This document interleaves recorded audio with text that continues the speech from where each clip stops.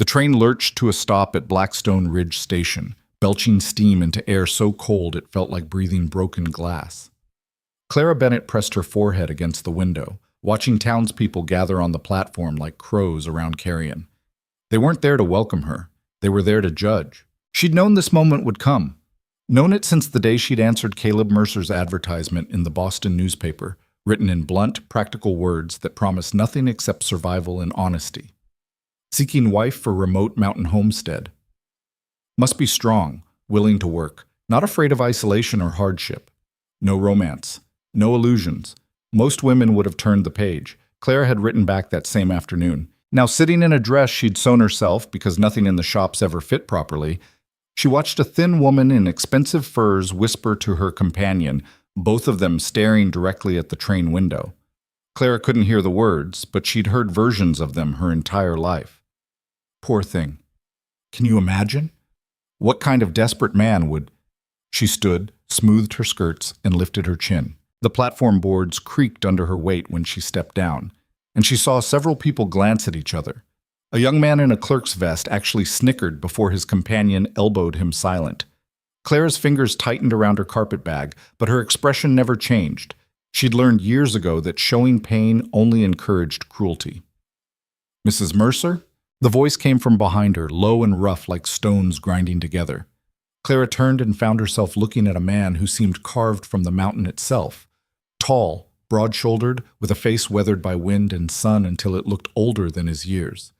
Dark hair fell past his collar, and his beard was trimmed but unkempt. His eyes were gray, flat, assessing her the way someone might assess a plow horse at auction. Caleb Mercer. Her husband in less than an hour. Yes, Clara said, meeting his gaze directly. You're Mr. Mercer. It wasn't a question. He nodded once, then reached for her bag. His hand stopped midway, hovering in the air between them as his eyes traveled down her frame and back up again. Clara saw the exact moment reality collided with whatever image he'd built in his mind. His jaw tightened. Something flickered across his face, not quite disappointment, not quite surprise, but something caught between the two. I can carry my own bag, Clara said quietly. Never said you couldn't. Caleb's voice held no emotion. He took the bag anyway, turned, and started walking toward a wagon hitched to two sturdy horses. Church is this way. Reverend's waiting. Clara followed, acutely aware of eyes tracking her every step. The whispers rose behind her like wind through dead leaves. Bigger than I expected. Poor Caleb must have been truly desperate. Wonder if she can even survive a winter up there. A woman's voice, sharp with false sympathy. Bless her heart. Clara's spine straightened. She'd fled Boston to escape Victor Hale and her father's crushing debts, but she'd also fled this, the constant assessment, the casual cruelty disguised as concern, the assumption that her body somehow defined her worth. She'd hoped the frontier might be different. Apparently human nature was the same everywhere. Caleb loaded her bag into the wagon bed with more force than necessary. He didn't offer to help her up, just climbed onto the bench and waited. Clara hoisted herself up beside him, feeling the wagon shift under her weight. She pretended not to notice Caleb's hands tighten on the reins. They rode in silence through Blackstone Ridge's main street, barely 3 blocks of wooden buildings clinging to the mountainside like barnacles. The general store, the saloon, the assayer's office. The church sat at the far end, white paint peeling, bell tower listing slightly to the left. You came alone? Caleb finally asked. Yes. No family? No family who matters. He glanced at her sideways, but didn't press. They pulled up in front of the church, and Caleb set the brake. Still, he didn't move, just sat there, staring at his own hands. I should tell you something, he said. Clara waited. I'm not a kind man. I work hard. I expect you to work hard. The cabin's isolated, nearest neighbors 4 miles through rough country. Winter's brutal. Sometimes we won't see another person for weeks. He paused. I don't talk much. Don't need much. Won't ask for things you're not willing to give. And what things might those be? His jaw worked. Affection, pretense, whatever women usually expect from marriage. I'm not women, Clara said. I'm me. And I didn't come here expecting poetry and roses, Mr. Mercer. I came here expecting to survive. Something shifted in his expression. Not warmth, but perhaps the faintest crack in his armor. Then we understand each other. Perhaps we do. They climbed down and walked into the church together. Reverend Talbot waited at the altar, a thin man with kind eyes and ink-stained fingers. Two witnesses stood nearby, an older woman who ran the boarding house and a young man Clara didn't recognize. No one else. No celebration, no flowers. Just a transaction, formalized before someone who could make it legal. The ceremony lasted 7 minutes. Caleb's voice was steady when he said, "I do." Clara's was steadier. The Reverend pronounced them married, and it was done. No kiss, no embrace. Just Caleb's rough hand briefly touching hers as he slid a simple gold band onto her finger. "Welcome to Blackstone Ridge, Mrs. Mercer," Reverend Talbot said gently. "I hope you'll find happiness here." Clara smiled without showing teeth. "Thank you, Reverend." They signed the certificate. Caleb paid the fee. Then they walked back outside into late afternoon cold that bit through Clara's heaviest coat. The wagon waited. The mountain loomed above them, snow-covered and indifferent. "How far?" Clara asked. 3 hours if the trail's clear, longer if it's not. Then we should go before dark. Caleb nodded and climbed up. This time Clara noticed he shifted slightly to the side, giving her more room. A small gesture, probably meaningless. They left Blackstone Ridge behind. The trail climbed steadily, winding through dense pine forest that blocked out most of the sky. Snow crunched under the wagon wheels, and the temperature dropped with every 100 feet of elevation. Clara pulled her shawl tighter, watching her breath form clouds in the air. "You worked before?" Caleb asked after the first hour. "In a textile mill, 6 years. "That's hard work." "It's brutal work. My hands bled for the first month. After that, you just stop feeling it." Clara flexed her fingers inside her gloves. "What did you do before the mountain?" "Worked timber. Different mountains, different crews. Saved enough to buy land, built the cabin myself." "Why so isolated?" He was quiet for so long Clara thought he wouldn't answer. Then, "I like quiet. People—" He trailed off. "People are complicated." "Yes," Clara agreed softly. "They are." Another silence, but this one felt less hostile. The wagon creaked. The horses plodded steadily upward. Shadows lengthened as the sun dropped behind the peaks. "There was someone before," Caleb said suddenly. "I should tell you, 3 years back. We were engaged." Clara's heart stuttered, but her voice stayed calm. "What happened?" "She left. 2 weeks before the wedding. Said she couldn't do it. The isolation, the work, the cold. Said she'd made a mistake." His hands tightened on the reins again. "She wasn't wrong. This life isn't for everyone."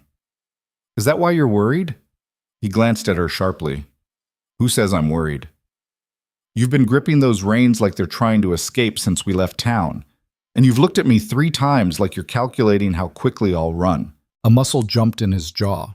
Then, unexpectedly, one corner of his mouth lifted in something that wasn't quite a smile, but wasn't quite not. "You're direct. I'm practical. And I'm not her, Mr. Mercer. I didn't come here with illusions about romantic cabins and beautiful mountain sunsets. I came here because the alternative was worse." "What alternative?" Clara looked straight ahead at the darkening trail. "A man named Victor Hale. Wealthy, connected, convinced my father owed him a debt that could only be repaid with me. And you ran." "I ran." Caleb absorbed this. "This Hale, he dangerous?" "To me? Yes. To you?" Clara shrugged. "He's a businessman who thinks money solves everything. Out here, money doesn't mean much, does it? Not when you're 10 miles from the nearest bank." They climbed higher. The forest thinned, and Clara caught her first clear view of Blackstone Ridge proper. A massive granite face streaked with snow, trees clinging to impossible angles, and somewhere up there, hidden in shadow, their cabin. The wagon turned onto an even narrower trail, barely wide enough for the horses. Clara gripped the bench as the ground dropped away sharply to her right. One wrong step and they'd plummet hundreds of feet into darkness. "Easy," Caleb murmured, though Clara wasn't sure if he was talking to the horses or to her. Finally, just as full dark settled over the mountain, they rounded a bend and Clara saw it. A log cabin perched on a small plateau, backed against the mountain itself, smoke rising from a stone chimney. Small, solid, lonely. Home. Caleb pulled the wagon to a stop and set the brake. He climbed down, then hesitated before offering Clara his hand. She took it, surprised by the warmth of his palm through her glove, and stepped down into snow that came past her ankles. "I'll get your bag," Caleb said. "You go inside. Fire's still going. I banked it before I left." Clara nodded and walked toward the cabin. 3 wooden steps led up to a narrow porch. The door was thick, scarred, built to keep out wind and cold and anything else the mountain might throw at it. She reached for the latch, then stopped. Above the door, illuminated by lamplight spilling through the window, someone had carved initials into the wood. A M. They were old, weathered, but still visible. Still there. Amanda? Anne? Alice? She left, Caleb had said. But apparently, she'd left her mark first. Clara's chest tightened. She'd known, intellectually, that she was filling a space someone else had vacated. But seeing the proof, seeing evidence that another woman had stood here, had perhaps carved those initials with hope and excitement, made it viscerally real. She was a replacement. Second choice. The woman who came after the one who couldn't stay. Behind her, Caleb's footsteps crunched through snow. Clara straightened, pushed the door open, and stepped inside. The cabin was larger than it looked from outside. One main room with a stone fireplace dominating the far wall, a kitchen area with a black iron stove, a table with 2 chairs, shelves holding basic supplies, and a bed pushed into the corner. A second door led to what was probably a storage room or root cellar. Everything was clean, ruthlessly organized, impersonal. No curtains, no decorations, no sign that anyone had ever tried to make this place feel like more than a shelter against the cold. Except for one thing.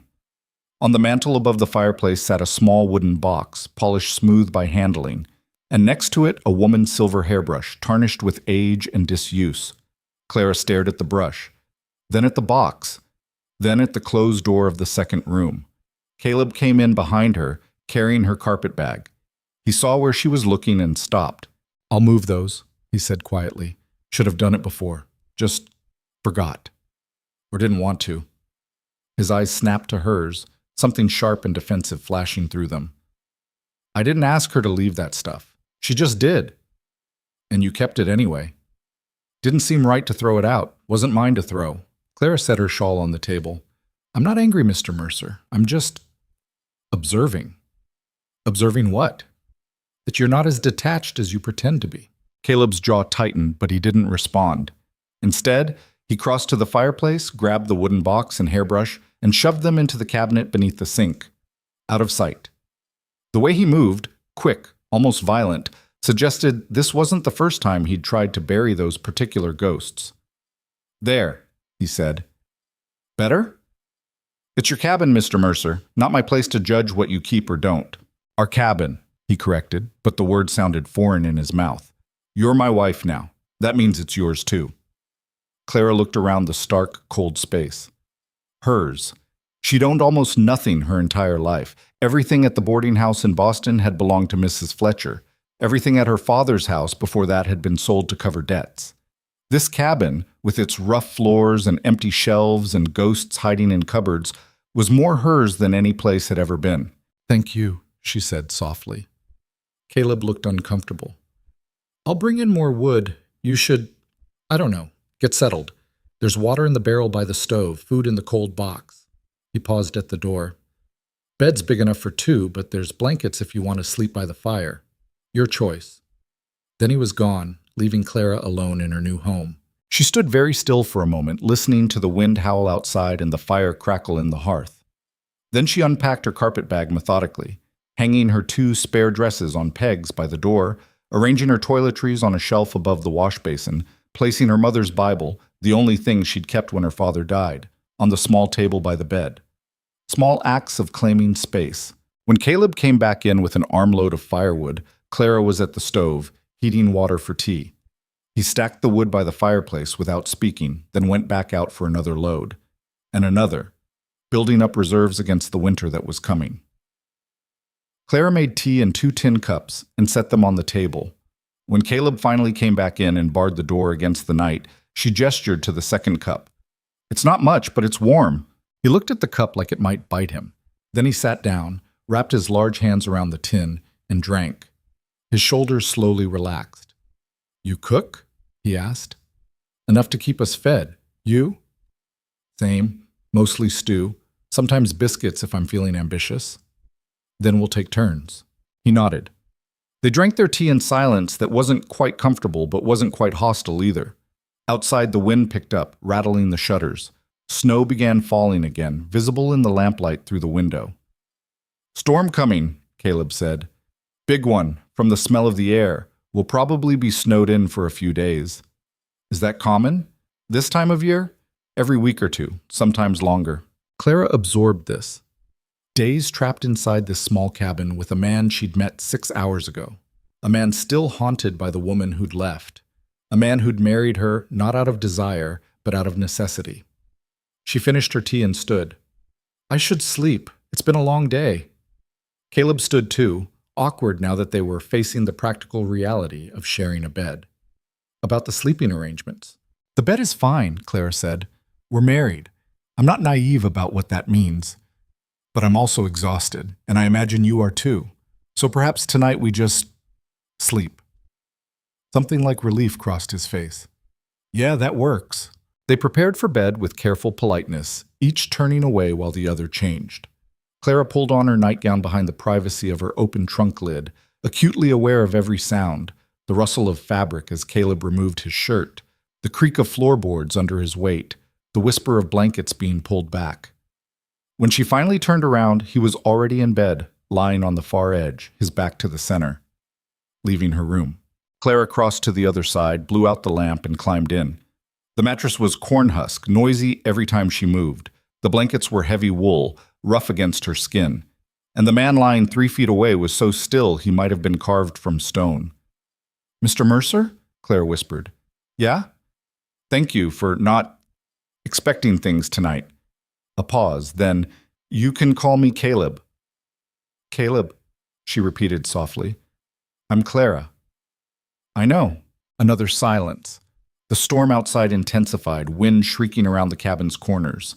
Snow hissed against the windows, but inside the fire burned steady, and the cold stayed beyond the walls.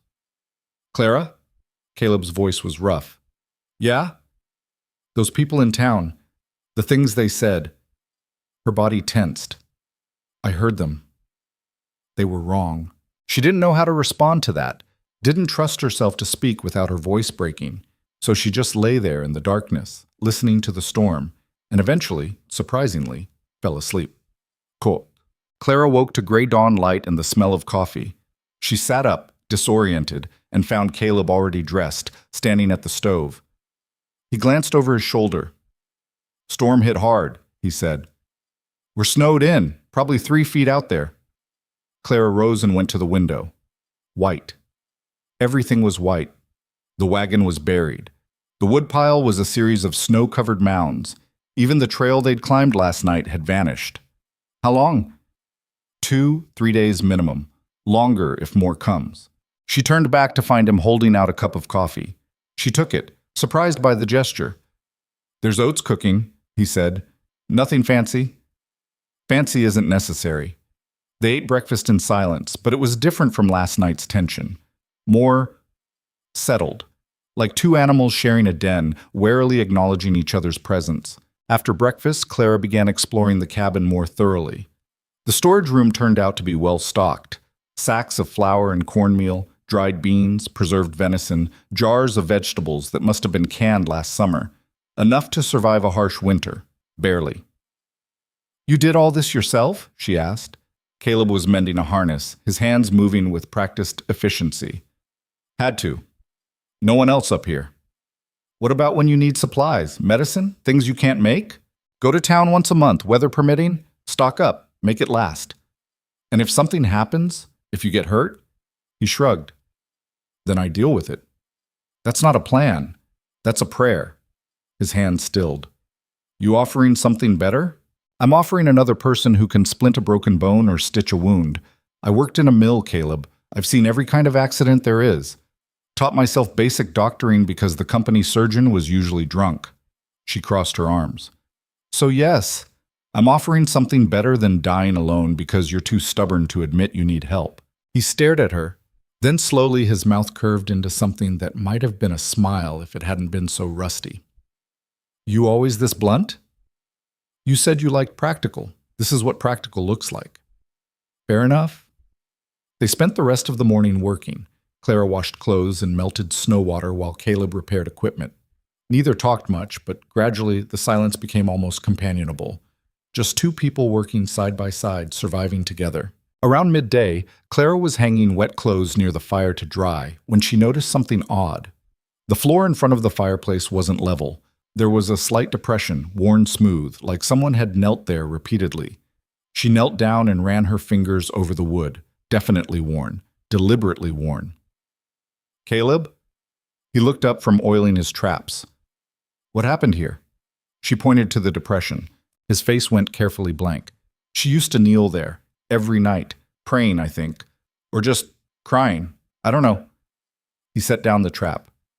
Anne. Her name was Anne, and before you ask, yes, I loved her, or thought I did. Hard to tell the difference sometimes. Clara sat back on her heels. What was she like? Beautiful. Delicate.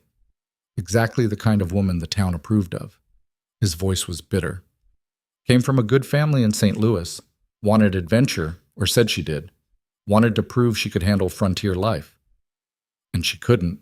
First real storm scared her so bad she locked herself in the storage room for 6 hours. Winter was hard.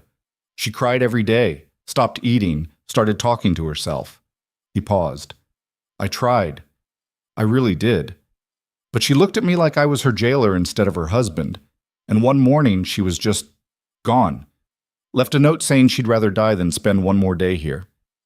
I'm sorry. Don't be. She was right to leave. This place would have killed her. He met Clara's eyes. That's why I wrote that advertisement. No more beautiful lies. No more pretending frontier life is some romantic adventure. Just honest work and honest expectations. And you thought no one would answer. I hoped someone practical would. Someone who understood what they were getting into. He hesitated. What I didn't expect was someone like me? Someone who looks like they could survive this mountain and me. Clara's throat tightened. It wasn't a declaration of affection. It wasn't even close. But it was something.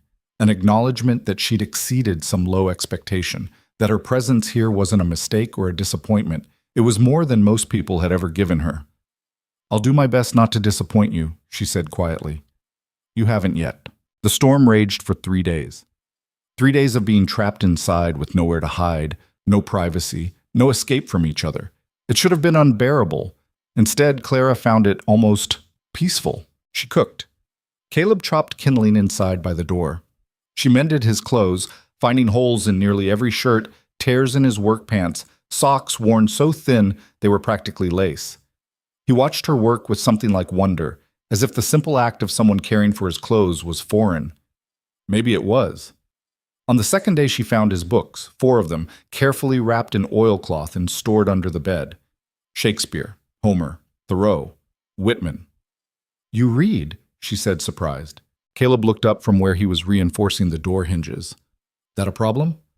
No, I just didn't expect it. Because mountain men are supposed to be stupid? Because you act like you don't need anything beautiful in your life. He went back to his work. Words are different. Words don't leave. Clara opened the Shakespeare, Much Ado About Nothing, and found the margins filled with notes in Caleb's careful handwriting. Observations, questions, arguments with the text itself. May I? She asked. He shrugged, but she saw tension in his shoulders. That evening, after dinner, Clara began reading aloud. Just a few pages. Her voice was rusty at first. She hadn't read aloud since her mother died, but gradually found its rhythm. Caleb sat by the fire, supposedly working on a trap, but his hands went still as he listened. When she finally stopped, he cleared his throat. You read well. My mother taught me before she closed the book. Before my father drank away everything we had and she died of pneumonia, because we couldn't afford a doctor. Caleb's expression shifted, not quite pity, but understanding. That why you ran from this hail? Partly. Victor saw me as property, payment for debts I didn't incur. My father promised me to him before he died, like I was a piece of furniture. Her hands tightened on the book. Victor came to collect 3 days after the funeral, said I had a choice. Marry him or watch him destroy what little remained of my father's name.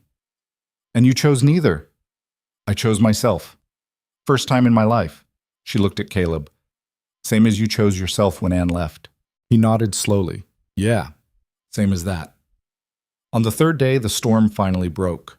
They woke to silence and blinding sunshine reflecting off pristine snow. Caleb immediately began digging out. First the door, then the woodpile, then the path to the outhouse. Clara made breakfast, then joined him outside with a second shovel. He looked surprised. You don't have to. Yes, I do. If I'm going to live here, I need to learn how to survive here. She drove the shovel into a snowbank. So teach me. And he did. For the next week, Caleb taught Clara everything. How to split wood without wasting motion. How to read animal tracks in snow. How to tell good ice from bad. Which plants were edible and which would kill you. How to set snares for rabbits. How to render fat for soap. Clara absorbed it all like a woman dying of thirst. She'd spent 6 years in a textile mill being told exactly what to do and when to do it. This was different.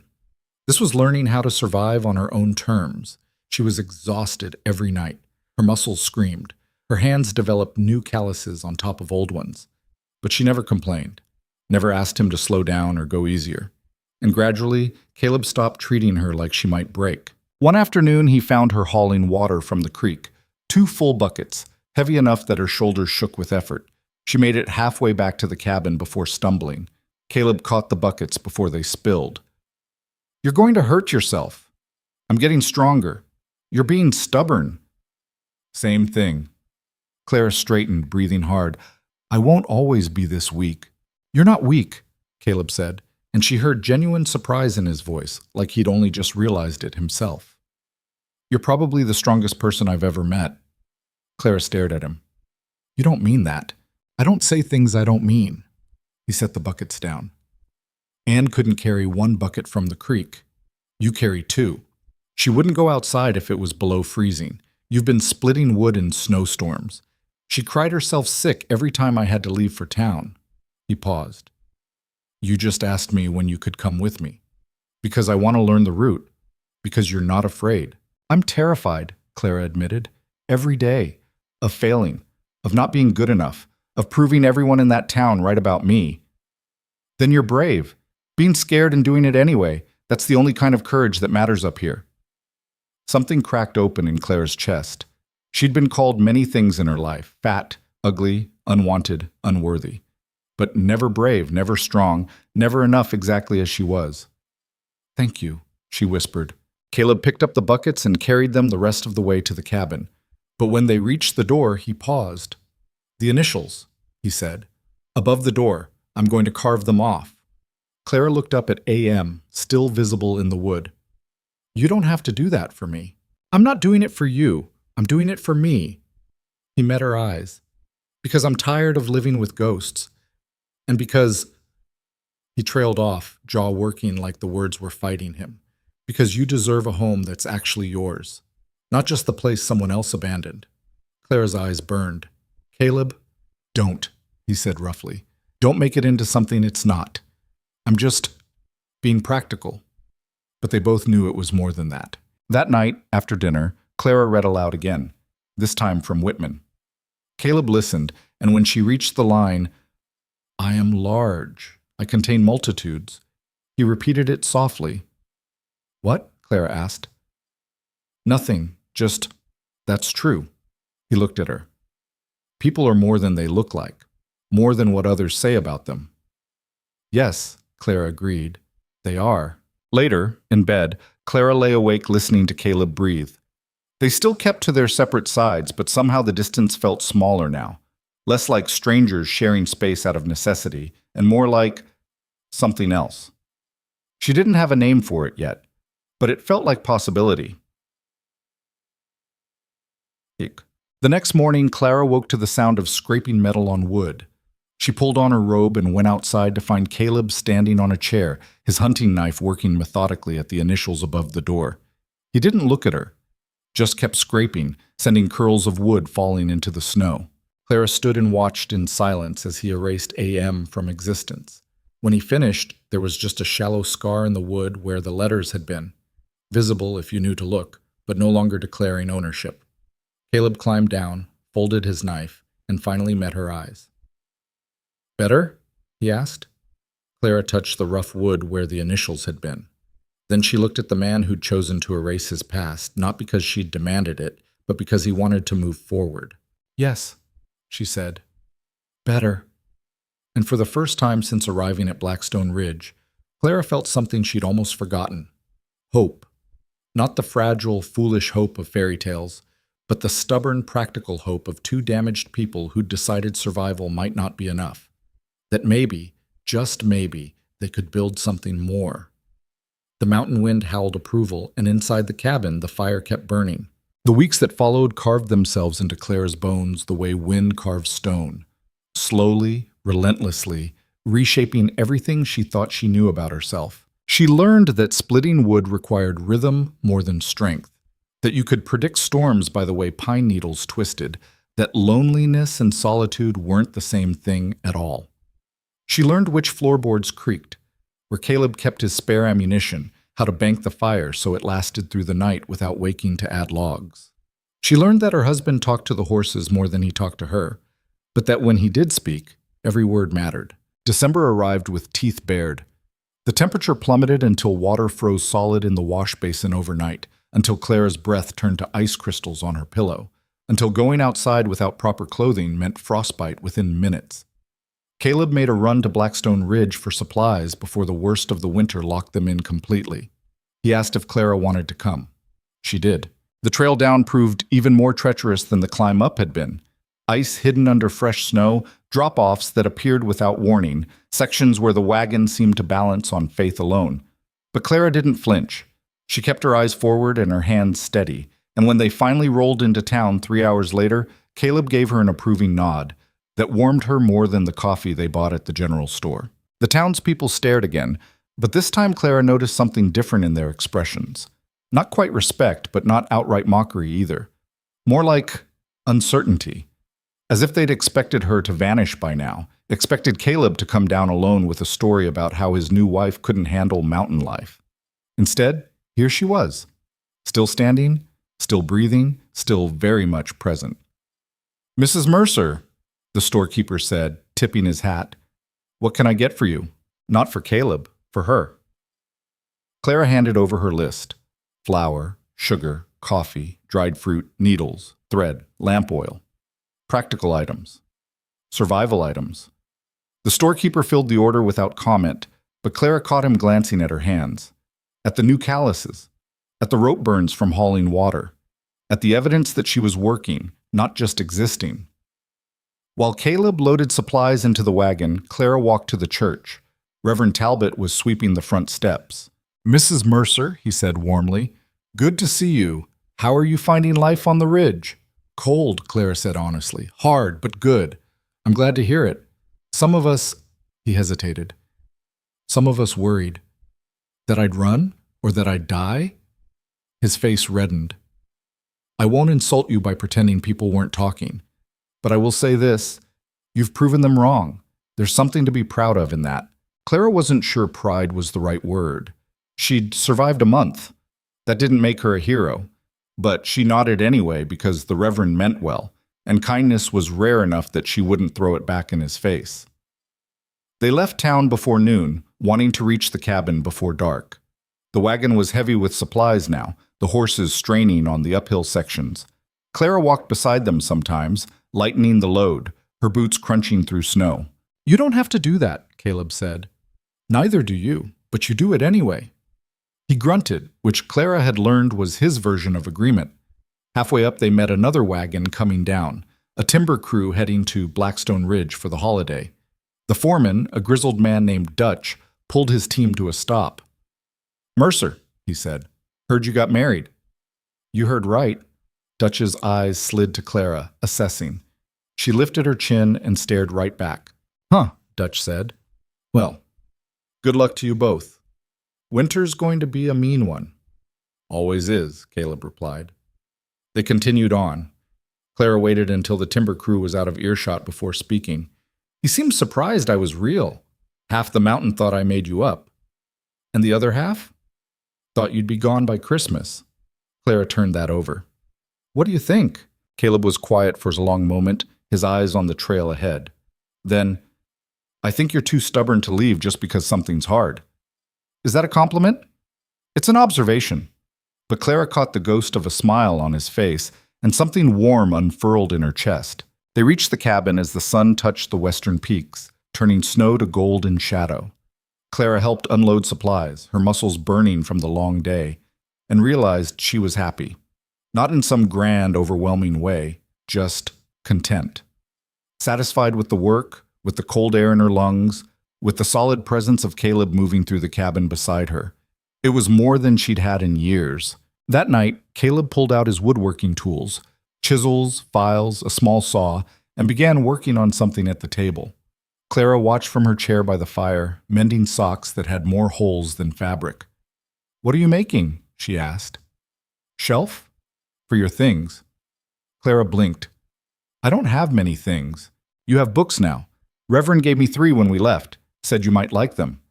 He jerked his chin toward a wrapped bundle on the counter. Figured they should have a proper place. Clara set down her mending and unwrapped the bundle. 3 books. Jane Eyre, a collection of Poe's stories, and a cookbook with handwritten recipes in the margins. She opened Jane Eyre and found an inscription on the title page, for Mrs. Mercer, who I suspect has more in common with our heroine than she might admit. Reverend J. Talbot. Her throat tightened. She'd been given books before, school primers, her mother's Bible, but those had been necessities or inheritances. These were gifts, given freely, without expectation of return. Thank you, she whispered. Caleb shrugged, already back to measuring wood. Thank the Reverend, not me. I meant for thinking of the shelf. His hand stilled. He didn't look at her, but his voice softened. You've made this place feel less empty, seemed right to give you space of your own. Clara didn't trust herself to speak. She just nodded and went back to her mending, blinking hard against the sudden burn in her eyes. The shelf took Caleb 3 evenings to finish. When he finally mounted it on the wall beside the bed, Clara arranged her books carefully. Her mother's Bible, the Reverend's 3 gifts, and Caleb's 4 volumes that he'd quietly added to the collection. There, she said. Now it's a library. Caleb snorted. That's a generous word for 7 books. It's 7 more than most people up here have. Fair point. They fell into a rhythm after that, work during the day, reading by firelight at night. Sometimes Clara read aloud. Sometimes they read in silence, each lost in their own pages. Sometimes they just sat, too tired for words, listening to wind howl outside while the cabin stayed warm. Clara learned that Caleb carved small wooden animals when he couldn't sleep. Bears, elk, hawks, each one detailed and precise. She found them hidden throughout the cabin, tucked behind jars in the pantry, sitting on the windowsill, balanced on the mantel. When she asked about them, he shrugged. Keeps my hands busy. They're beautiful. They're just wood. No, Clara said firmly. They're art. There's a difference. He looked uncomfortable with the word, but that night she found a small wooden rabbit on her pillow. She picked it up, running her fingers over the smooth curves, the delicate ears, the tiny notch carved for its mouth.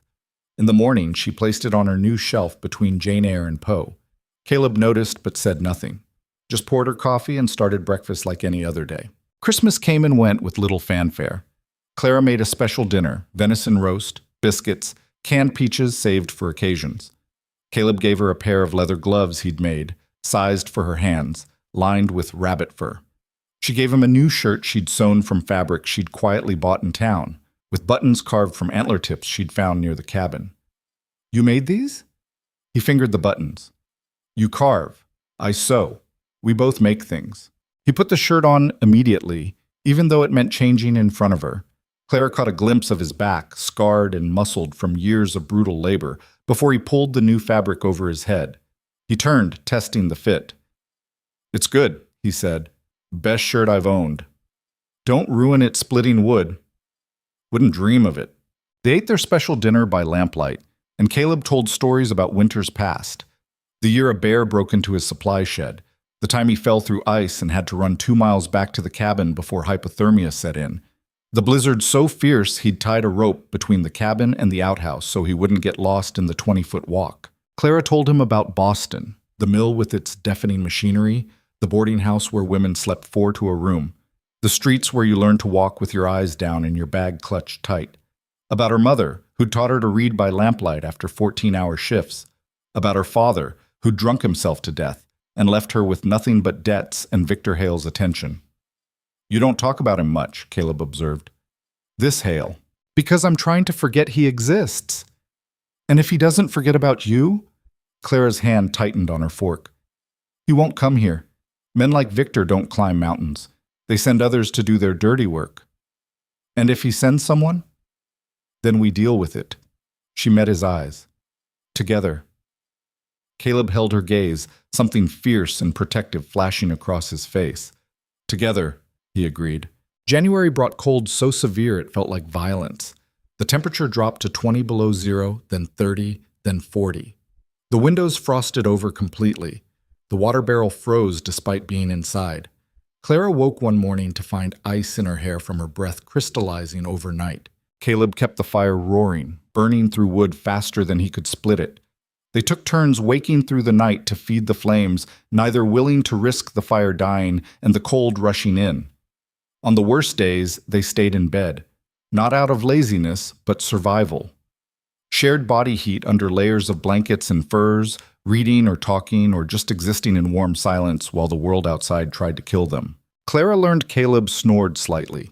He learned she talked in her sleep sometimes, fragments of conversations with people long gone. Neither mentioned these intimacies aloud. They just absorbed them, storing away small pieces of knowledge about each other. One night, Clara woke to find Caleb sitting up, staring into the darkness. "What's wrong?" she whispered. "Nothing, just..." He trailed off. "Sometimes I can't sleep. Mind won't settle." Thinking about what? Everything, nothing, whether we have enough wood to last, whether the roof will hold if we get more snow, whether... He stopped. Whether I'll leave. His silence was answer enough. Clara sat up beside him, pulling the blankets around her shoulders. "I'm not Anne. I know that." "Do you? Because you still look at me sometimes like I'm about to vanish." Caleb scrubbed a hand over his face. "She left in January, dead of winter, took supplies I couldn't spare and walked down the mountain alone." His voice went rough. "I didn't even know she was gone until I came back from checking traps. Found the note on the table, half the pantry emptied. She could have died a dozen ways making that walk. But she didn't. No. Made it to town, took the first train east, never looked back." He turned to Clara. "That's when I learned that loving someone doesn't mean they'll stay. Doesn't mean you're enough to make them stay." Clara's heart cracked open. She understood that fear intimately, had lived with it her entire life. The certainty that she would never be enough, that eventually everyone would see what she saw in every mirror and realize she wasn't worth staying for. "Caleb," she said carefully, "I can't promise I'll never leave. Life doesn't work that way. People die. Accidents happen. Circumstances change. I know, but," she continued, "I can promise that if I do leave, it won't be because you weren't enough. It won't be because this life was too hard, or the mountain was too lonely, or the winter was too brutal." She reached out and took his hand, the first time she'd initiated touch between them. "I came here to survive, and I'm surviving. That's not going to change just because the snow gets deeper." His fingers curled around hers, rough and warm and solid. "You're stronger than her." "I'm different than her, that's all." Clara squeezed his hand. "She needed things you couldn't give. I need things you can. It's not about better or worse, just compatibility." "Compatibility," Caleb repeated, testing the word. "That what this is? What else would you call it?" He was quiet for a long moment, then, "Partnership, maybe. Two people working toward the same goal. Survival? Something like that." Clara smiled in the darkness. "I can work with that." They lay back down, and this time when Clara drifted off, Caleb's hand was still holding hers beneath the blankets. February brought a thaw. Brief, treacherous, turning snow to slush and ice to water. The cabin roof leaked in 3 places. The trail turned to mud that sucked at boots and wagon wheels. Everything was wet, cold in a different way, the kind of damp that got into bones and stayed there. Caleb climbed onto the roof to patch the leaks, and Clara spotted him from below, watching with her heart in her throat as he moved across slippery wood above a 20-foot drop. When he finally climbed down, she grabbed his arm. "Don't do that again without telling me first." He looked surprised. "Why?" "Because if you fall and break your neck, I need to know where the spare rope is to drag your body inside." His mouth twitched. "That's practical.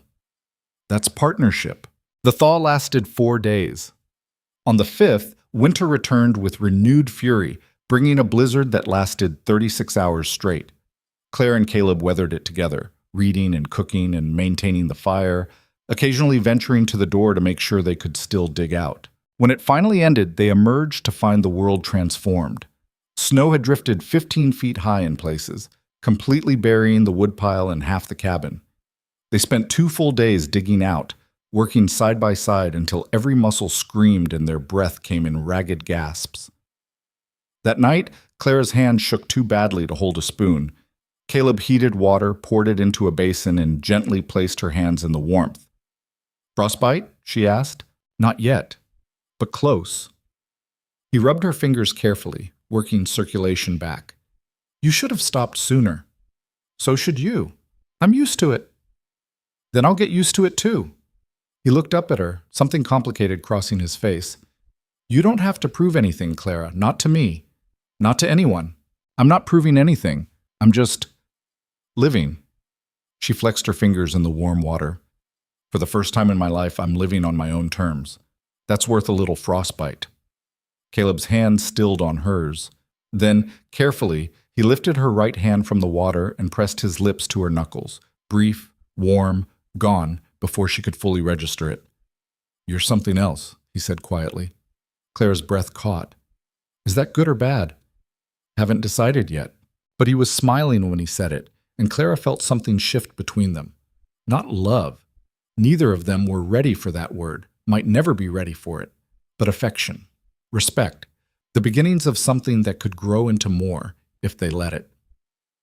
March arrived with the promise of spring still months away, but the days grew incrementally longer, the sun climbed higher, and occasionally the temperature rose above freezing during peak afternoon hours. Caleb started teaching Clara to shoot. They set up targets against the hillside, and he showed her how to hold the rifle, how to breathe, how to squeeze the trigger instead of jerking it. "Why now?" Clara asked. "Why not sooner?" "Because winter's when predators get desperate. Bears waking up hungry, wolves ranging farther than usual, men sometimes too." He loaded another round.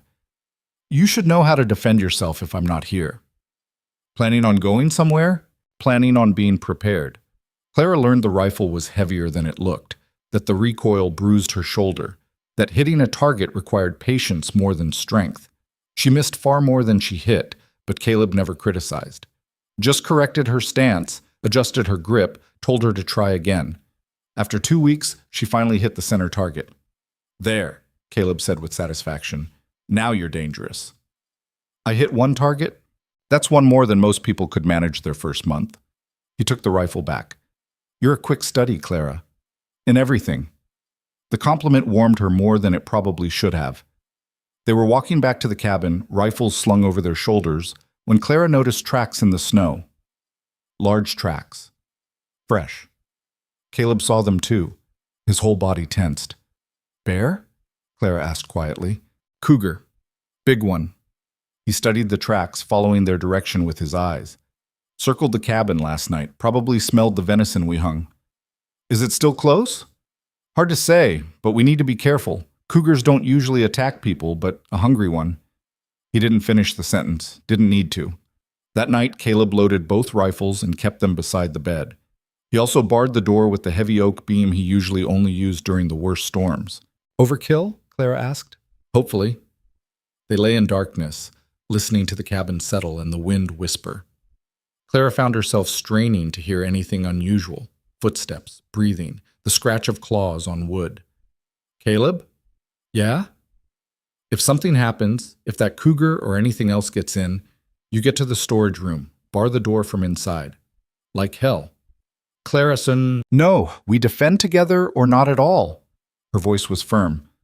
"I'm not hiding while you fight alone. That's not partnership." She felt rather than saw his smile in the darkness. "You're going to be the death of me." "Probably, but not tonight." The cougar didn't attack. But they found more tracks over the following days, always circling, always watching, a predator weighing whether they were prey. Caleb started carrying his rifle everywhere, even to the outhouse. Clara did the same. On the fourth day, they found the cougar's kill, a young elk, half-eaten, cached under snow, and branches 100 yards from the cabin. Caleb studied it grimly. "It's claimed territory here. This is its hunting ground now. Can we drive it off?" "Maybe. Or we wait for it to move on naturally." He looked at Clara. "But that could take weeks, maybe longer." "Then we're careful. We stay armed. We don't go out alone after dark." Clara met his eyes. "We survive, like always." Caleb's expression softened. "You really aren't afraid of anything, are you?" "I'm afraid of plenty. I'm just more afraid of letting fear control me." They walked back to the cabin together, and that night Caleb pulled Clara close while they slept. Not romantic, but protective. She didn't object, just curved into his warmth and let herself feel safe. The cougar left a week later. They found its tracks leading away from the ridge, heading deeper into wilderness. Caleb tracked it for 2 miles to be sure, then came back satisfied. "Gone," he announced, "at least for now." Clara let out a breath she hadn't realized she was holding. Good. That night, they celebrated with the last of their coffee and biscuits Clara had saved. It wasn't much, but it felt like victory. Another challenge faced, another threat survived. "You know what I've realized?" Clara said. Caleb looked up from his coffee. "What?" "The town was wrong about me, but I was wrong about me too." "How so?" Clara chose her words carefully. "I spent my whole life believing I was weak because I didn't look like strength was supposed to look. Because I wasn't small or delicate or beautiful in the way people expected." She wrapped her hands around her cup. "But strength isn't about size or appearance. It's about what you endure, what you survive, what you refuse to let break you." Caleb was quiet for a moment. Then, "Anne was beautiful. Most beautiful woman I'd ever seen, and she broke the first time the mountain tested her." He looked at Clara, his gray eyes steady. "You're not beautiful in that same way, but you're—" He struggled for words. "You're real, solid, like bedrock. And that's worth more than beauty any day." Clara's throat tightened. It wasn't poetry. It wasn't even particularly eloquent. But it was honest, and it was true, and it was the kindest thing anyone had ever said to her. "Thank you," she whispered. Caleb reached across the table and took her hand. They sat like that for a long time, connected by touch and understanding, while outside the mountain wind sang its endless song. Spring arrived slowly, reluctantly, with false starts and reversals. Snow melted, then came back. Temperatures rose, then plummeted. But gradually, inevitably, the world began to thaw. Clara saw her first green shoots in early April, tiny, brave, pushing through snow that still covered most of the ground. She knelt beside them, marveling at their resilience. "Glacier lilies," Caleb said, coming up behind her. "First flowers every spring means the worst is over." "We survived," Clara said wonderingly. "We did." She stood and looked at him, this man who'd been a stranger 4 months ago, who'd become her husband, her teacher, her partner. He looked different now, or maybe she just saw him differently. The hard edges seemed softer, the loneliness less pronounced. "What happens now?" she asked. "Now we prepare for summer, plant a garden, repair winter damage. Maybe build that addition I've been planning, proper bedroom, second room for storage, or—" He trailed off, looking uncertain. "Or what?" "Or whatever we might need it for someday." Clara understood what he wasn't saying. A room for children, perhaps. Or just more space for a life that was expanding beyond mere survival. "I'd like that," she said softly. "The addition. All of it." Caleb's face transformed with a smile, genuine, open, happy in a way she'd never seen before. And Clara realized that somewhere during the brutal winter, somewhere between survival and partnership, they'd found something unexpected. Not love. Not yet. Neither of them were ready to name it that. But hope. Real, solid, growing hope that maybe, just maybe, they could build something here. Something lasting, something neither the mountain nor the past could destroy. The glacier lilies bloomed around them, tiny and tough, proof that beauty could grow in the harshest places. Clara bent and picked one, tucking it behind her ear.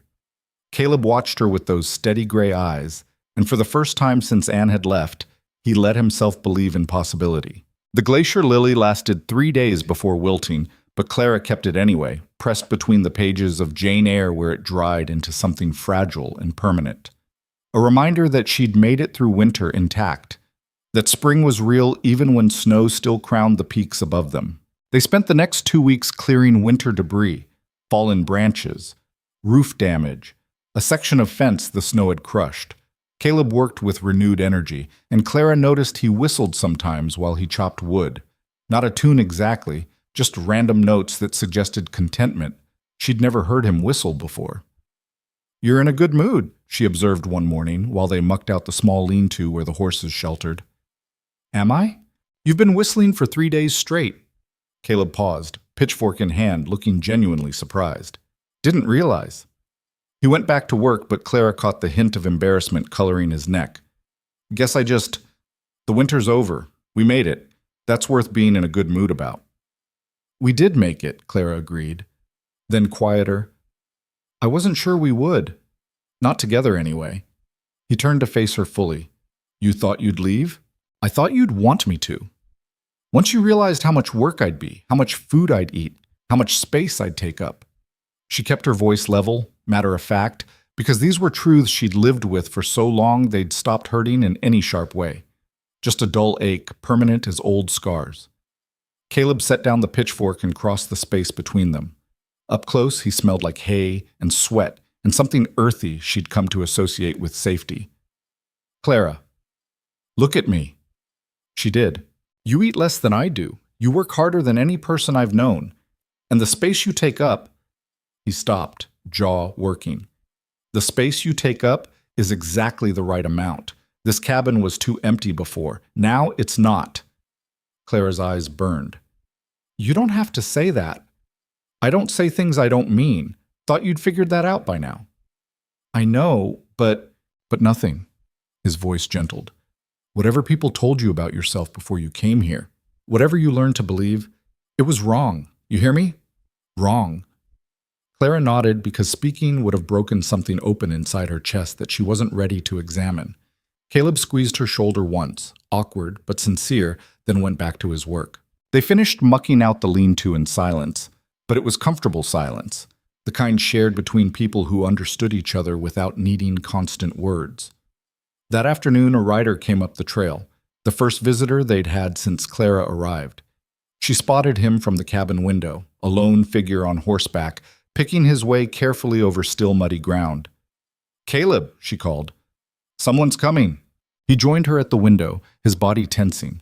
"That's Dutch, from the timber crew." He grabbed his rifle from beside the doors. "Stay inside." "Why? What's wrong?" "Nothing. Maybe. Just stay inside until I know what he wants." Clara watched through the window as Caleb walked out to meet Dutch, rifle held casually but ready.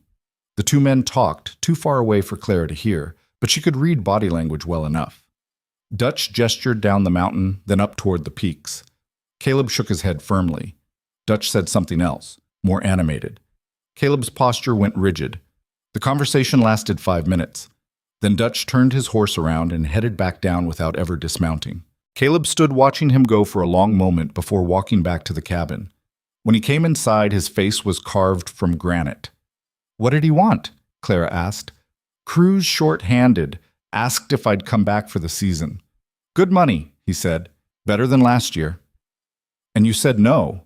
"I said no." Caleb set the rifle back in its place. "Timberwork's brutal, dangerous. Men die every season, crushed by falling trees, drowned in river drives, caught in equipment. I did it for 3 years after Anne left because I needed the money and didn't much care if I lived or died." Clara's breath caught. "And now?" He looked at her, something raw in his gray eyes. "Now I care." The words hung between them, heavy with implication. Clara wanted to go to him, to touch him, to say something that matched the weight of what he'd just admitted. but her feet stayed rooted, and her voice stayed trapped, because she'd never been good at this, at accepting that someone might value her presence enough to change their entire trajectory. "The money," she finally said. "We could use it, couldn't we? Winter depleted the supplies. We'll manage. I can trap, hunt, maybe pick up some work in town that doesn't involve leaving you alone for months at a time." He crossed to the stove and poured coffee with hands that weren't quite steady.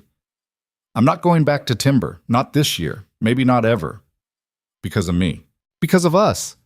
He handed her a cup. "Because I've spent 3 years trying to work myself to death, and I'm tired. Because this cabin stopped being just a place to survive and started being something else. Because—" He stopped, took a breath. "Because you're here, and I want to keep being here too." Clara set down her cup very carefully before her shaking hands could spill it. Then she crossed to Caleb and did something she'd never done before. Wrapped her arms around him and held on. He went rigid for half a heartbeat.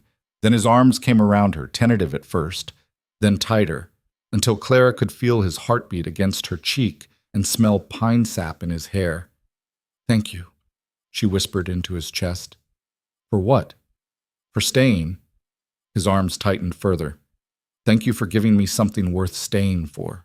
They stood like that for a long time, two people who'd been alone for so long they'd forgotten what it felt like to be held, to be chosen, to matter to someone else. When they finally pulled apart, Caleb cleared his throat roughly and turned away, but not before Clara saw the wetness in his eyes. Neither of them mentioned it.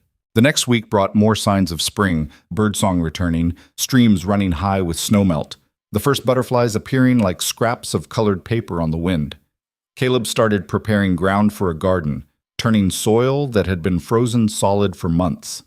Clara helped, learning the difference between good soil and poor, where to plant what, how deep to set seeds. Her hands, already calloused from winter work, developed new tough spots from gripping the hoe and rake. "We'll need more food come next winter," Caleb explained. "Can't rely on town supplies alone. Too expensive, too risky if we get snowed in early." "What do we plant?" "Potatoes, definitely. Carrots, turnips, cabbage, things that store well.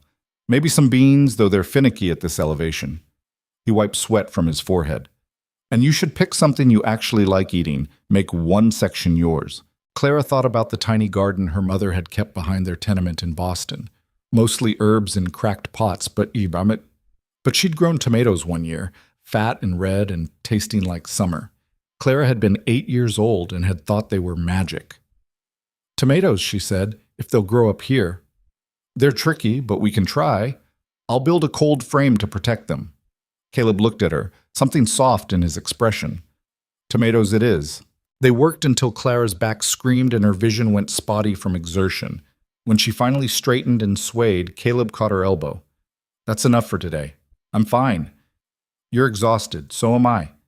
He steered her toward the cabin. "We've got all spring. No need to kill ourselves the first week." Inside, Clara collapsed into a chair while Caleb pumped water for washing. She felt wrung out, used up, but in a good way. A satisfied way. Like she'd earned the exhaustion through honest work that would yield real results. "You ever gardened before?" Caleb asked, bringing her water. "A little. My mother tried, but we never had much space or good soil. Everything we grew was stunted, sickly." Clara drank deeply. She said it was the city poisoning the ground. Too many people, too much waste, nothing clean enough to let things grow properly. She might have been right. City soil's different. He sat across from her. "What happened to her?" "Your mother." Clara had mentioned her mother before, but never told the full story. She wasn't sure she wanted to now, but Caleb had shared his ghosts. Fair was fair. "Pneumonia. I was 15. She'd been sick for weeks, but we couldn't afford a doctor, and by the time the charity clinic saw her, it was too late." Clara's hands tightened on the cup. "She died in a ward with 20 other women, and I wasn't allowed to be with her because I was too young. They wouldn't let me in." Caleb's face darkened. "That's cruel. That's poverty. That's what happens when you don't have money or connections or anyone who cares if you live or die." She set down the cup. "After she died, my father gave up, I guess. Started drinking, lost his job. We went from poor to destitute in 6 months. And that's when Victor Hale appeared, offering to buy my father's debts in exchange for me." How old were you? 17. Old enough to understand what he wanted, young enough to not have many options. Clara's voice went flat. My father actually considered it, his own daughter. That's when I learned that most people will sell anything if the price is right, and they're desperate enough. But he didn't sell you. No. He died before he could make a decision. Heart gave out, probably from the drinking. She laughed bitterly. Victor tried to claim the agreement was still valid, said my father had given verbal consent before he died, that I owed him. That's not how contracts work. Try telling that to someone with money and lawyers and the assumption that women are property to be traded. Clara met Caleb's eyes.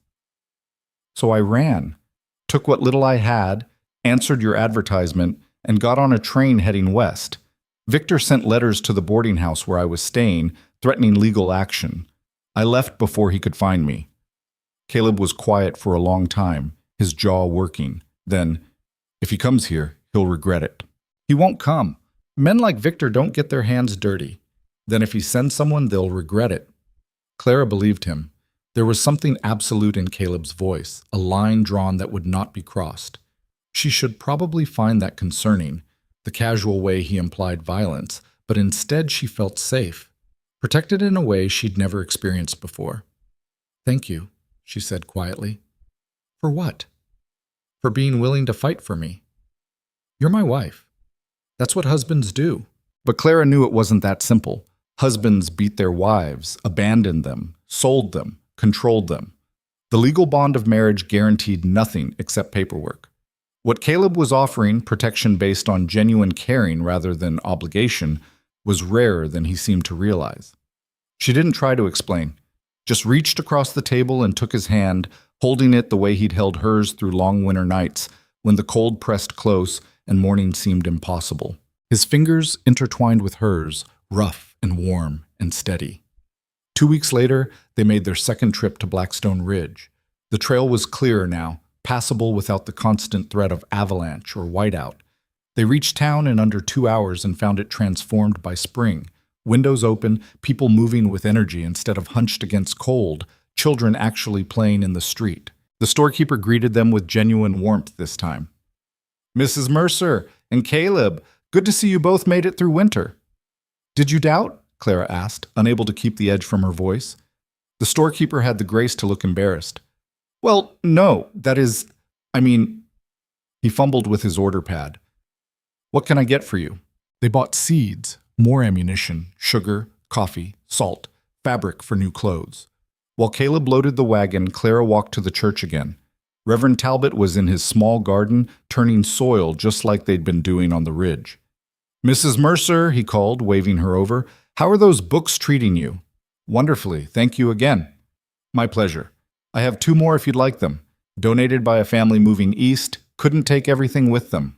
Clara accepted the books gratefully, a volume of Dickinson's poetry and a farmer's almanac with notes in the margins. I'll take good care of them. I know you will. Reverend Talbot leaned on his shovel. You know, some folks in town have been asking about you. Clara's guard went up immediately. What kind of asking? Curious asking. Respectful mostly. You've surprised people. That couple on the ridge, surviving winter when everyone expected... He trailed off diplomatically. Expected me to fail, Clara finished. Or run. Or die. Yes, he admitted. But you didn't, and now people are reassessing their assumptions. That's valuable. More valuable than you might realize. Clara wasn't sure she cared about changing minds in a town she barely visited, but she appreciated the Reverend's kindness. Thank you for telling me. There's something else. He hesitated. A man came through 2 weeks ago. Well-dressed, Eastern accent, asking questions about newcomers to the area, specifically women who might have arrived in the last 6 months. Clara's blood went cold. What did you tell him? Nothing. None of us did. Blackstone Ridge might be small, but we protect our own, and you're one of ours now. His eyes were kind but serious. But he left a name with the sheriff. Said if anyone matching a certain description appeared, he'd appreciate notification. Offered money. What name? Victor Hale. The world tilted. Clara gripped the garden fence to steady herself. He was here, in Blackstone Ridge, 2 weeks ago, before the last snow. He didn't stay long, said the altitude didn't agree with him. Reverend Talbot moved closer. Should I be worried about you, Mrs. Mercer? He thinks I owe him something. I don't. Clara forced her breathing to steady. Did he say where he was going? Back to Denver. Said he had business there, but he'd be checking back periodically. The Reverend's voice softened. This man, is he dangerous? Clara thought about Victor's cold eyes, his assumption that everything had a price, his absolute certainty that Clara belonged to him simply because he'd decided she did. Not with his own hands, but yes, he's dangerous. Does Caleb know? He knows about Victor. He doesn't know Victor came here. You should tell him. I will. Clara found Caleb finishing loading the wagon. He took one look at her face and went still. What happened? She told him, watched his expression go from concerned to furious to coldly calculating. When she finished, he was silent for a long moment. He came to the mountain, Caleb said slowly. To my town, looking for my wife. Our town, Clara corrected automatically. And I'm sorry, I brought this here. I brought him here. No. Caleb's voice was steel. He brought himself. And if he comes back, he'll find out what happens to men who threaten what's mine. The possessive language should have bothered Clara, should have felt like just another version of Victor's ownership. But coming from Caleb, after months of him treating her as a partner and equal, it felt different. Protective rather than controlling. A man willing to fight for her rather than fight to keep her. We should go, she said quietly, before someone sees us talking and decides to gossip. They rode back up the mountain in silence. But halfway there, Caleb pulled the wagon to a stop at a wide spot in the trail where the view opened up. Miles of wilderness stretching in every direction. Mountains and forest and skies so big it made human concerns feel small. Listen to me, Caleb said, turning to face her. I don't care what this Hale thinks he's owed. I don't care what agreements he claims existed. You're not property. You're a person. And you made a choice to come here, to marry me, to build a life on this mountain. That choice is yours. Nobody gets to take it away. He has money, connections. He could try. Caleb's eyes were flint. But he'd have to get through me first. And Clara, I've spent 3 years working timber, the most dangerous job there is, because I didn't care if I lived or died. Now I have something to live for. That makes me a lot more dangerous than some city businessman who's probably never thrown a real punch in his life. Clara wanted to protest, to say violence wasn't the answer, that surely there were legal remedies or civilized solutions. But she'd lived in civilization. She'd seen how money and power twisted law until it served the wealthy and crushed everyone else. Out here, on this mountain, different rules applied. Out here, maybe the only thing that mattered was being willing to fight for what you valued. Okay, she said. But if he comes, when he comes, we face him together. Together, Caleb agreed, then softer. Always together from now on. He snapped the reins, and they continued up the mountain. That night, Clara couldn't sleep. She lay in bed listening to Caleb breathe beside her, wondering if Victor really would come back. If money could reach even here, if the life she was building could be destroyed as easily as everything else she'd ever tried to create. You're thinking too loud, Caleb murmured in the darkness. Sorry. Didn't mean to wake you. You didn't. I've been awake too. He rolled toward her. Talk to me. So Clara did. She told him about Victor's house, massive, cold, filled with expensive things that were meant to impress rather than provide comfort. About how he'd looked at her during their 3 meetings, assessing her the way someone might assess livestock, calculating her value based purely on her utility to him. About the way he'd touched her hand once, his fingers dry and smooth, and how her skin had crawled at the contact. He wanted someone he could control, she said. Someone who would be grateful for his attention because society said she should be. Someone too beaten down to fight back. He chose wrong then. Clara almost smiled. He really did. They lay quiet for a while. Then Caleb said, I want to tell you something. About Anne. Clara waited, surprised. He almost never talked about Anne voluntarily. When she left, I thought it was because I wasn't good enough, wasn't gentle enough or romantic enough or whatever it was she needed. I thought if I'd just tried harder, been different, she would have stayed. His voice was rough. Spent 2 years hating myself for failing her.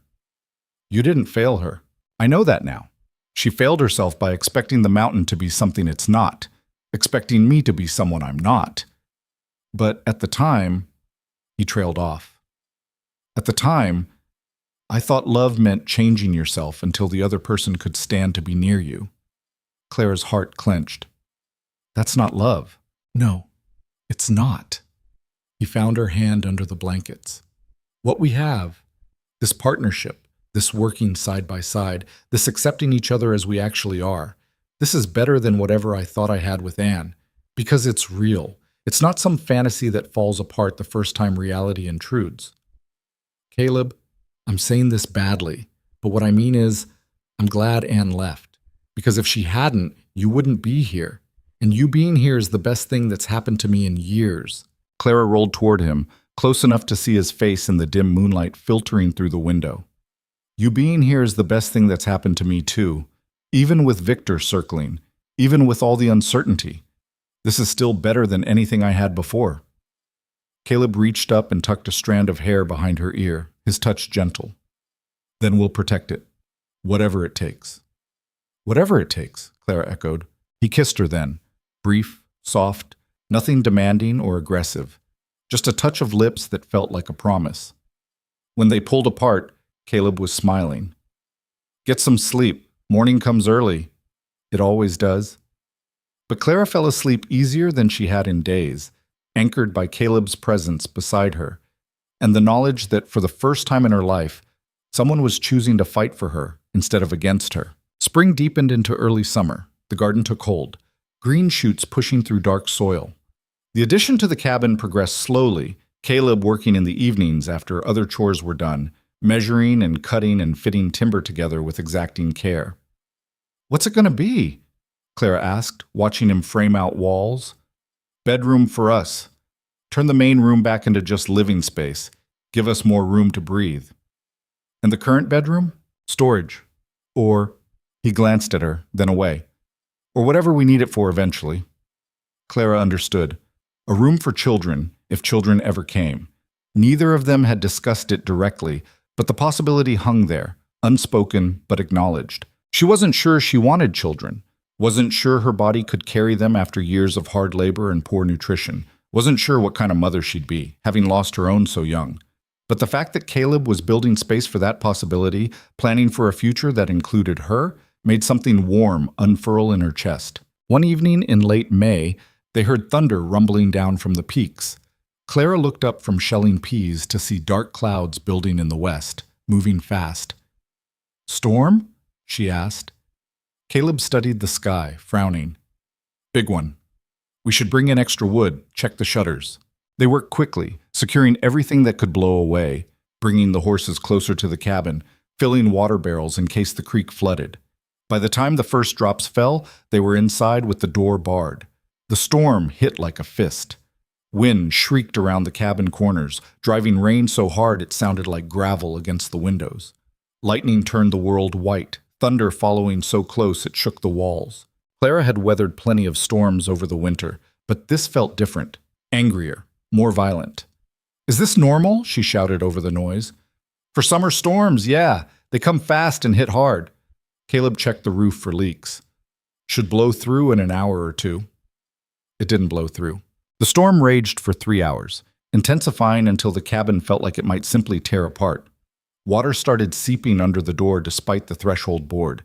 The fire struggled to stay lit, smoke occasionally backing up into the room and making them cough. And then, over the thunder, Clara heard something else. A deep grinding roar that made the hair on her neck stand up. Caleb heard it too. His face went pale. Get away from the windows. What is that? Rock slide, big one. The roar grew louder, closer. Clara felt it through the floor, vibration that traveled up through her bones. Caleb pulled her to the center of the room, both of them standing frozen, waiting to see if the mountain would kill them. The roar peaked, deafening, and then slowly faded, moving away, passing them by. They stood in silence for a full minute after it ended, hearts pounding, hardly daring to believe they'd been spared. That was close, Caleb finally said, his voice shaky. How close? We'll find out when it's light. They couldn't inspect the damage until morning. The storm finally passed around midnight, leaving behind washed clean air and the steady drip of water from eaves. Clara and Caleb slept fitfully, both jumping at every new sound. Dawn revealed the devastation. The rockslide had torn through the forest 200 yards from the cabin, a swath of destruction 50 feet wide, where boulders the size of wagons had crashed through trees like they were saplings. The slide had taken out a section of the trail they used to reach town, burying it under tons of rock and debris. Caleb stood staring at the destruction, his face grim. That's our access road. Gone. Can we clear it? Maybe, with enough time and help. But Clara, he turned to her. That's weeks of work. Maybe months. We're cut off. The implications settled over her like cold water. No trips to town, no supplies they couldn't produce themselves, no help if something went wrong. Just them, alone on the mountain, with whatever they had on hand. We can survive, Clara said, trying to sound certain. We have the garden, you can hunt, It's not just survival. Caleb ran a hand through his hair. If Hale comes back looking for you, we have no way to know. No way to get word. We're completely isolated now. Isn't that what you wanted? Isolation? Not like this. Not when it means we're trapped. He looked at the rockslide again. I need to go to town. Today. Let people know what happened. See about getting a crew up here to clear the trail. I'm coming with you. Clara, we'll have to go around, cross country through rough terrain. It'll take all day, maybe longer. I said I'm coming. He looked like he wanted to argue, but something in her expression stopped him. Fine, but we leave in 20 minutes. Pack light, water, food, your rifle, and wear your boots, not your house shoes. They made the journey in 8 brutal hours, scrambling over deadfall and loose scree, following game trails that sometimes vanished entirely, forcing them to bushwhack through dense undergrowth. Clara fell twice, scraped her hands raw, twisted her ankle on loose rocks, but she kept moving. Kept pushing, because stopping meant falling behind, and she'd be damned if she'd slow Caleb down. When they finally stumbled into Blackstone Ridge as the sun touched the western peaks, they were filthy, exhausted, and bleeding from a dozen small cuts. The sheriff, a broad man named Garrett, took one look at them and hauled them into his office. What happened? Caleb explained while the sheriff's wife brought water and bandages. By the time he finished, a small crowd had gathered. Rockslide took out the Mercer Trail, Sheriff Garrett announced. Going to need volunteers to help clear it. Can't have them cut off up there. Dutch, the timber foreman, pushed through the crowd. How bad is it? Bad enough that we had to come cross-country. 8 hours rough hiking. Dutch whistled low. I can bring my crew up tomorrow. We're between jobs anyway. But Mercer, that's going to take time. Maybe 2 weeks if we work steady. I'll pay you. You'll pay nothing. We take care of our own out here. Dutch's eyes found Clara. That includes your wife. Other voices joined in, the storekeeper offering supplies on credit, the Reverend volunteering to help despite his age. Even some of the women who'd whispered about Clara back in November now stepped forward, offering food or blankets or whatever the clearing crew might need. Clara felt something crack inside her chest.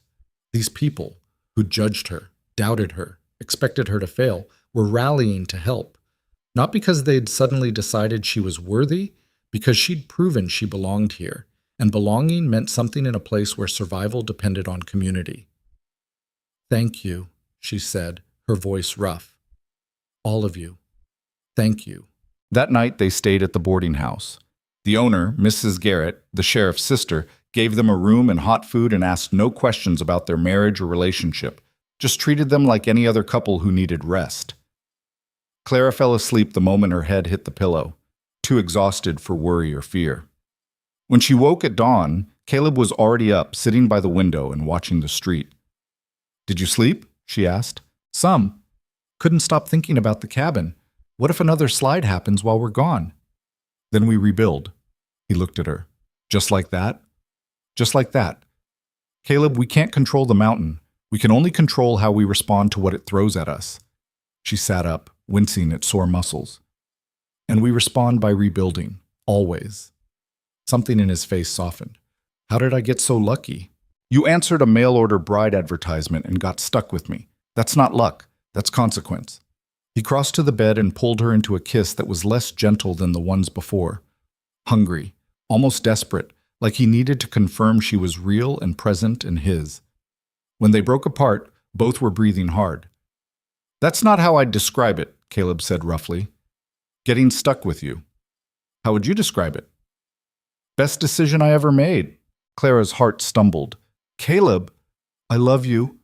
The words came out blunt, unpolished, but absolutely sincere. "I don't know when it happened. Somewhere between winter and spring, between survival and living. But it happened, and I'm done pretending it didn't." Clara stared at him, emotions rioting through her chest. She'd spent so long believing no one could love her, not truly, not for who she was, that hearing the words felt like standing in sunlight after years underground. "I love you too," she whispered. "I think I have for a while. I was just afraid to say it." "Afraid of what?" "That it wouldn't be real, that I was fooling myself, that you were just being kind, and I was mistaking kindness for something more."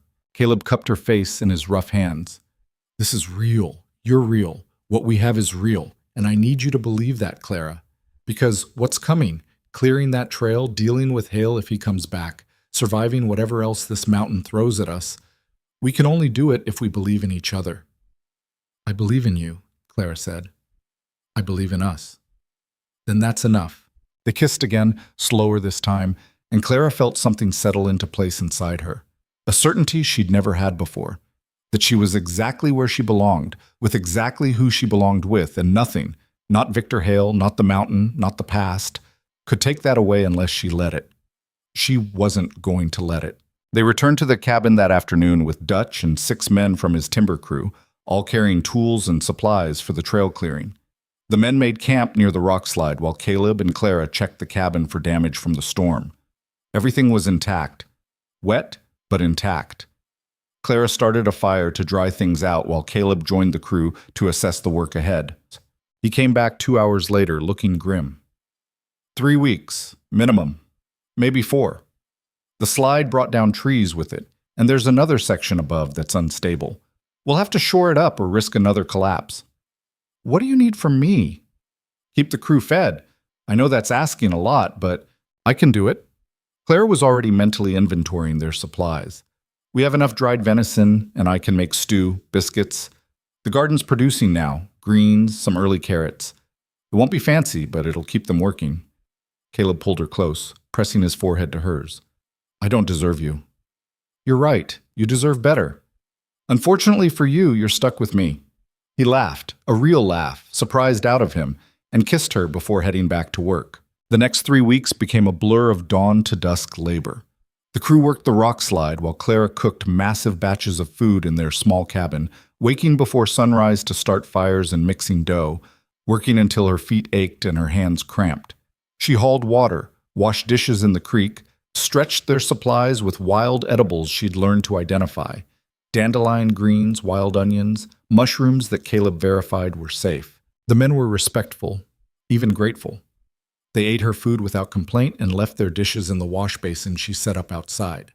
Dutch made sure they kept their camp tidy and their noise down in the evenings. On the 5th day, Clara was kneading bread dough when she heard horses on the trail from town. She wiped flour from her hands and stepped outside. 3 riders approached. 2 were locals Clara vaguely recognized.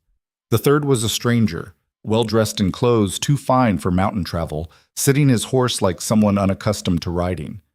Clara's stomach dropped. She didn't recognize him specifically, but she recognized the type. Eastern money. Eastern arrogance. The kind of man who expected the world to rearrange itself for his convenience. Caleb emerged from the worksite, axe in hand. He saw the riders and went very still. The well-dressed man dismounted with visible relief, brushing dust from his jacket. Is one of you Mr. Mercer? I am. Caleb's voice was flat. Excellent. My name is Thomas Whitmore. I'm an attorney representing Mr. Victor Hale of Boston. He pulled papers from his saddlebag. I'm here regarding one Clara Bennett, who I'm told may be residing in this area. Clara stepped forward before Caleb could respond. I'm Clara Mercer now. And whatever Victor told you, he's mistaken. Whitmore's eyes flickered over her. Quick assessment, dismissal, moving on to Caleb as if Clara hadn't spoken. Mr. Mercer, my client has a legitimate claim to Miss Bennett based on contractual obligations entered into by her late father, Mrs. Mercer, Clara interrupted coldly, and my father's debts died with him. I owe Victor Hale nothing. The law may disagree. If you'll just review these documents— No. Caleb stepped between Whitmore and Clara, still holding the axe. Not threatening exactly, but not subtle either. My wife doesn't owe your client anything. She's married to me now. That's legal and binding. Whitmore's smile was oily. Of course. However, Mr. Hale is prepared to be reasonable. He's willing to forgive the debt entirely if Mrs. Mercer agrees to an annulment and returns to Boston to honor her father's agreement. He's even prepared to compensate you, Mr. Mercer, for your trouble in— Get off my land. The smile faded. I don't think you understand the gravity. I understand fine. You rode up here thinking you could buy or intimidate us into giving you what you want, but this isn't Boston. Money doesn't mean much out here, and I don't respond well to threats. Caleb's grip shifted on the axe handle. So I'll say it once more. Get off my land. Dutch had appeared from the work site, along with 3 of his crew. They stood silent, watching, making their allegiance clear through proximity. Whitmore looked at them, calculating odds. Whatever he saw made him decide retreat was the better option. Very well, but I'll be filing suit. File whatever you want. Courts are in Denver, 3 days' ride from here. By the time any judge hears your case, statute of limitations will have run out on whatever fake debt you're claiming. Caleb took a step forward. And if you or Hale or anyone else comes back here bothering my wife, you'll find out exactly how uncivilized mountain men can be. Whitmore remounted stiffly, gathering his dignity. Mr. Hale won't be pleased. I don't care. The 3 riders turned and headed back down the trail. Clara watched them until they disappeared around the bend, her heart hammering. Clara. Caleb's voice was gentle. He set down the axe and turned to her. You okay? He sent a lawyer. I didn't think he'd actually— Her voice cracked. I thought distance would be enough. I thought I'd finally escaped. You have escaped. That man's got no power here. Caleb pulled her close. And if Hale's smart, he'll cut his losses and move on. And if he's not smart, then he'll learn a hard lesson about what happens when you come for what's mine. Dutch approached, his weathered face concerned. That going to be trouble, Mercer? Hope not. But if it is, I'll handle it. You won't handle it alone. Dutch glanced at his crew. We finish this trail, we'll make sure word spreads in town. Anyone asks questions about Mrs. Mercer, they get told she's protected here. Understood? The crew murmured agreement.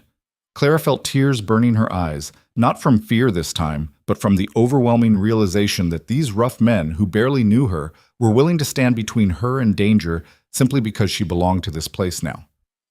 Thank you, she managed. Dutch tipped his hat. We look after our own, ma'am. Always have. The crew returned to work. Caleb held Clara for another moment before reluctantly letting go. I need to get back. But tonight we talk about what happens if Hale doesn't back down. Clara nodded, though dread pooled in her stomach. She'd hoped, foolishly perhaps, that marrying Caleb and fleeing to the mountains would be enough. That Victor would decide she wasn't worth the effort. She should have known better. Men like Victor didn't accept defiance. They escalated. That evening, after the crew had eaten and retired to their camp, Caleb and Clara sat at their table with coffee neither could taste. Tell me everything about the debt, Caleb said. Exact numbers, dates, what your father actually agreed to. Clara closed her eyes, pulling up memories she'd tried to bury. My father owed Victor $3,200. Gambling debts, mostly. Victor said he'd forgive the debt if I married him within 6 months of my father's death. Did you ever agree to that? No. I told Victor I wouldn't marry him. He said it didn't matter, that my father's agreement was binding, that I'd inherited the obligation along with the debt. That's not how inheritance works. You can't be forced to marry to satisfy someone else's gambling debt. I know that. But Victor has lawyers, Caleb, good ones. And he has money to keep fighting in court until he wins through exhaustion, if nothing else. She wrapped her hands around her coffee cup. That's why I ran, because I knew I couldn't win against him in Boston. Caleb was quiet for a long moment, his jaw working. Then, what if we paid it? Clara's head snapped up. What? The debt, $3,200. What if we paid it off? That removes his leverage entirely. Caleb, we don't have that kind of money. Nobody up here has that kind of money. Timber crews pay well. Really well. If I went back to work 3 seasons, maybe 4, I could earn enough. He saw her expression and continued quickly. I know I said I wouldn't go back, but if it's the only way to protect you, no. Clara's voice was steel. Absolutely not. Clara, you said timber work almost killed you, that you only survived because you didn't care if you lived or died. Well, I care. I care if you live or die, and I won't let you sacrifice years of your life working the most dangerous job there is just to pay off a debt I don't actually owe. Then what do? We wait. We let him file his lawsuit. We show up in court if we have to and let a judge tell him what I already know, that he has no claim. Clara reached across the table and took Caleb's hand. And if he won't accept that, if he keeps pushing, then we deal with it when it happens. But we deal with it together, without you killing yourself in the timber camps. Caleb turned her hand over, studying her calloused palm. He could send more men, not lawyers next time. Men who aren't interested in legal niceties. Let him try. We're not alone up here anymore. You saw Dutch and the crew. The whole town seems willing to stand with us. The town's willing to help with a rock slide.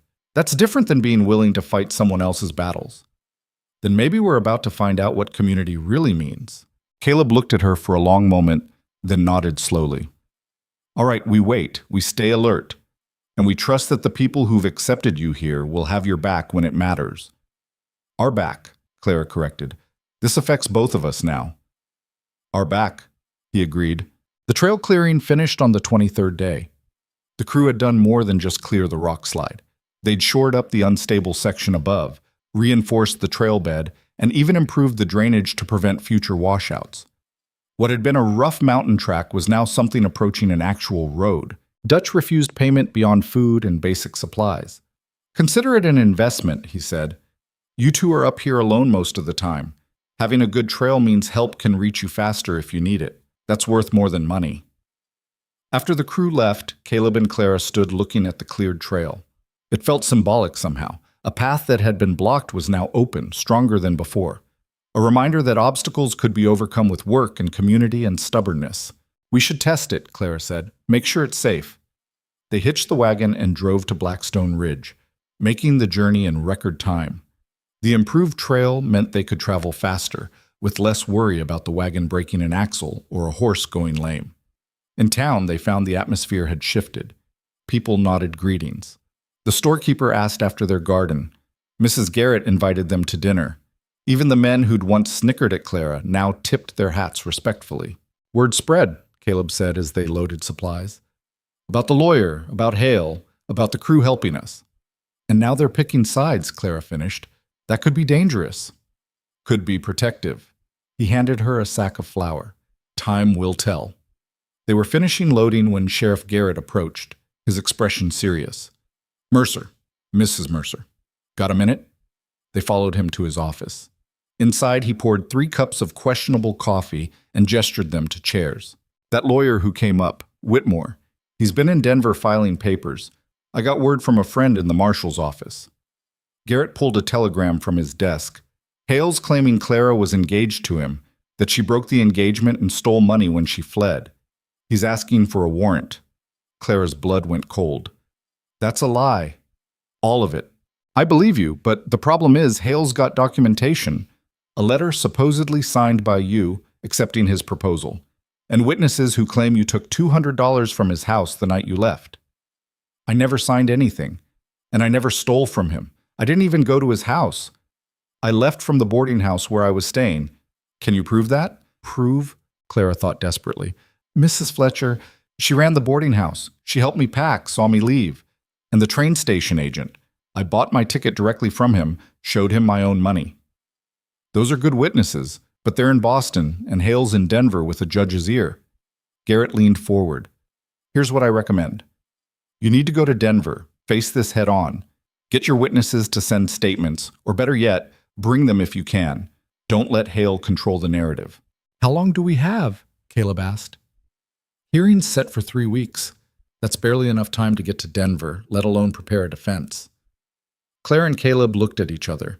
She saw her own fear reflected in his eyes, but also determination. They'd survived winter, survived rock slides, survived isolation. They could survive this too. "We'll go," Clara said, "and we'll fight." Garrett nodded approvingly. "I'll write letters of introduction to the marshal and a lawyer I know in Denver. He's honest, reasonable rates. You'll need representation." They spent the next 2 days preparing for an extended absence.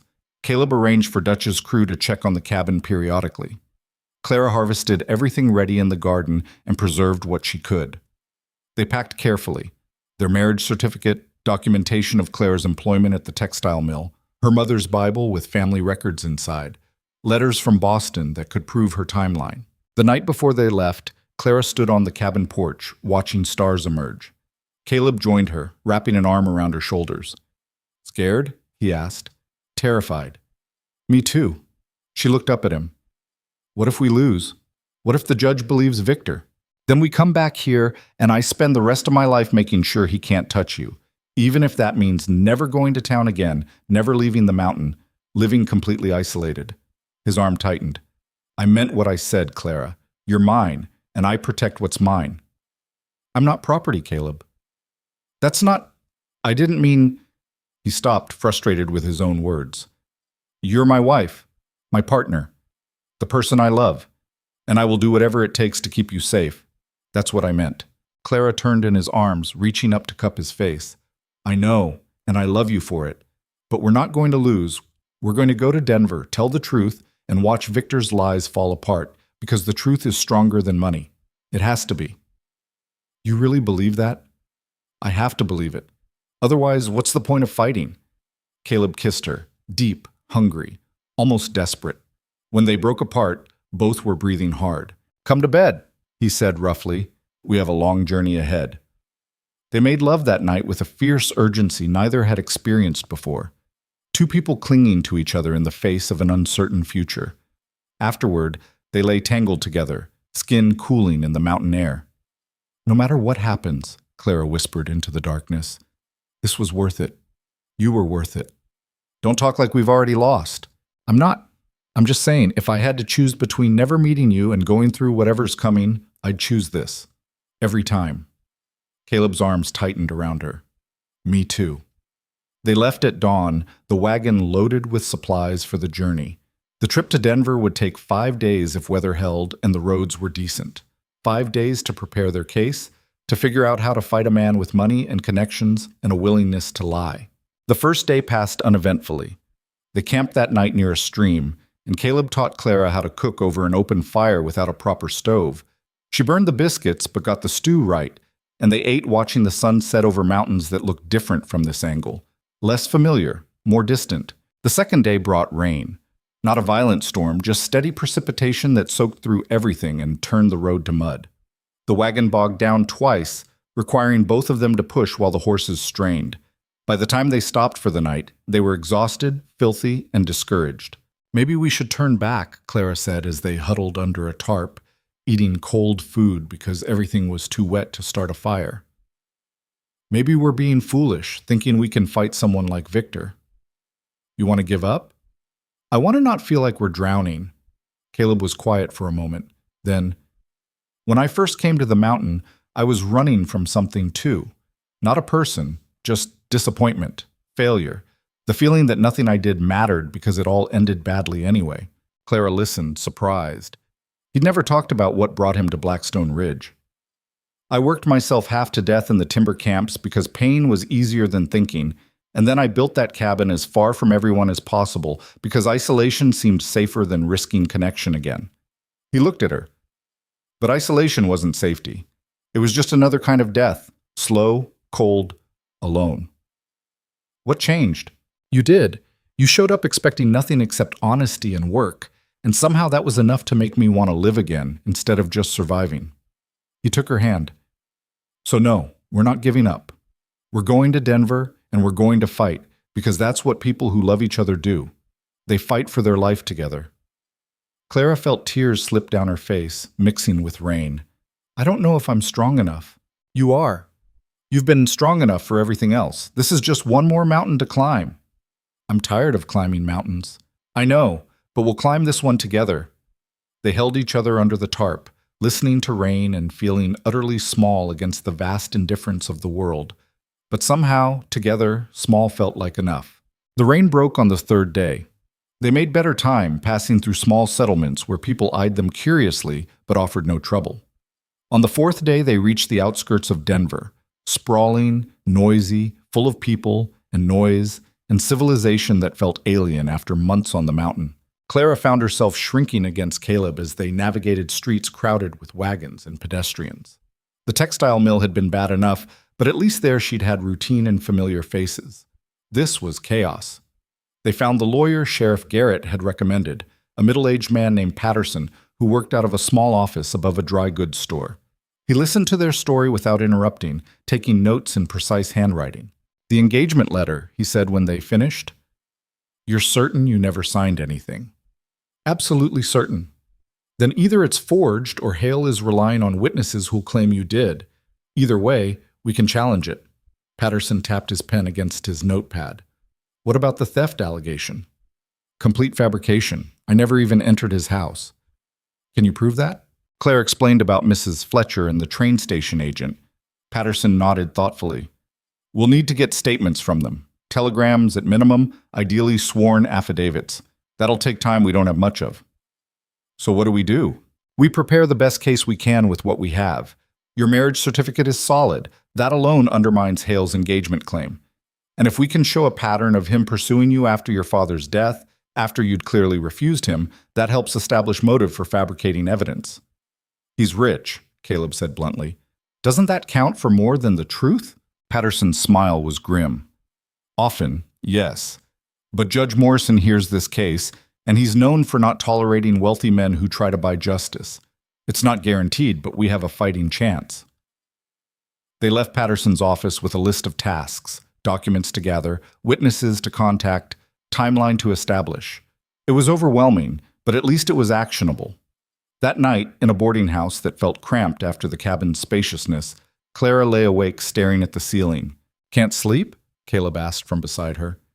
"Keep thinking about tomorrow, about seeing Victor again." "You don't have to face him if you don't want to. I can handle the legal stuff." "No, if I hide it makes me look guilty, or weak, or like his claims have merit." Clara rolled toward him. "I need to look him in the eye and show him I'm not afraid anymore." "Even if you are afraid?" "Especially if I am. Because that's what courage actually is, being scared and doing it anyway." Caleb pulled her close. "You're the bravest person I know. Or the most stubborn." "Same thing, usually." Clara almost smiled. "Thank you. For being here, for not leaving me to fight this alone. Where else would I be?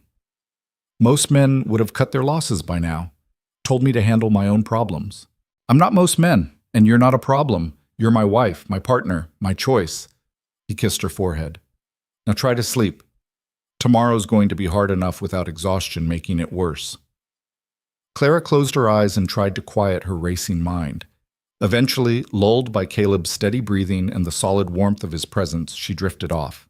The hearing was set for 10 o'clock in a courthouse that smelled like old wood and newer desperation. Patterson met them outside, reviewing strategy one last time. "Let me do most of the talking. Answer directly if the judge asks you something, but don't volunteer information. Stay calm no matter what Hale or his lawyer say. And remember, you've done nothing wrong." Clara nodded, though her hands were shaking. Caleb took one of them, squeezing gently. They entered the courtroom, and there, sitting at the plaintiff's table, in an expensive suit that probably cost more than Clara and Caleb had spent on everything in the last year combined, was Victor Hale. He looked exactly as Clara remembered. Sharp features, cold eyes, the kind of handsomeness that was all surface polish with nothing warm underneath. When he saw her, his expression flickered between anger and something that might have been satisfaction. "Miss Bennett," he said, standing, "how good of you to finally appear." "It's Mrs. Mercer," Claire replied, keeping her voice level. "And I'm here to tell a judge what I've already told you. I owe you nothing, and your claims are lies." "We'll see what the judge thinks."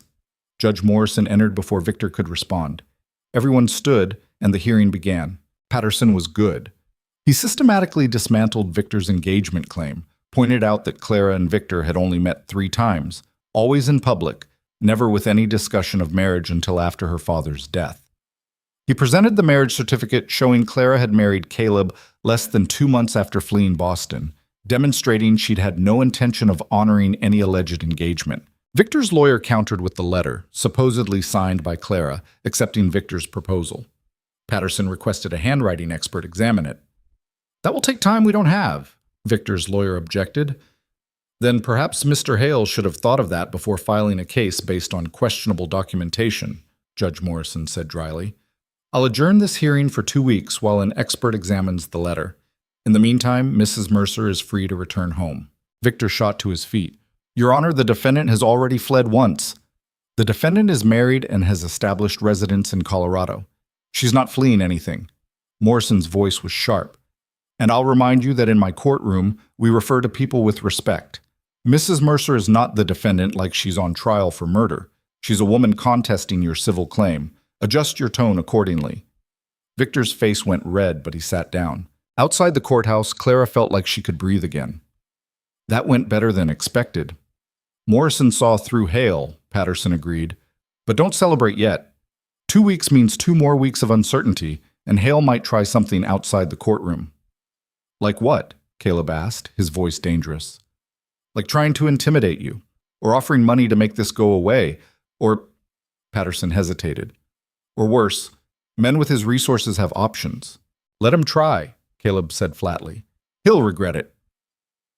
They spent the next week in Denver waiting for the handwriting expert's report. Caleb found temporary work at a stable to pay for their lodging. Clara spent her days reading in the boarding house or walking Denver's streets, trying not to feel like Victor was watching her every movement. On the 8th day, Patterson sent word. The handwriting expert had determined the engagement letter was a forgery. Not even a good one. The signature was traced from another document, probably something Clara actually had signed at the textile mill. The hearing reconvened. Judge Morrison listened to the expert's testimony, examined the letter himself, and then fixed Victor with a look that could have frozen fire. "Mr. Hale, did you forge this letter?"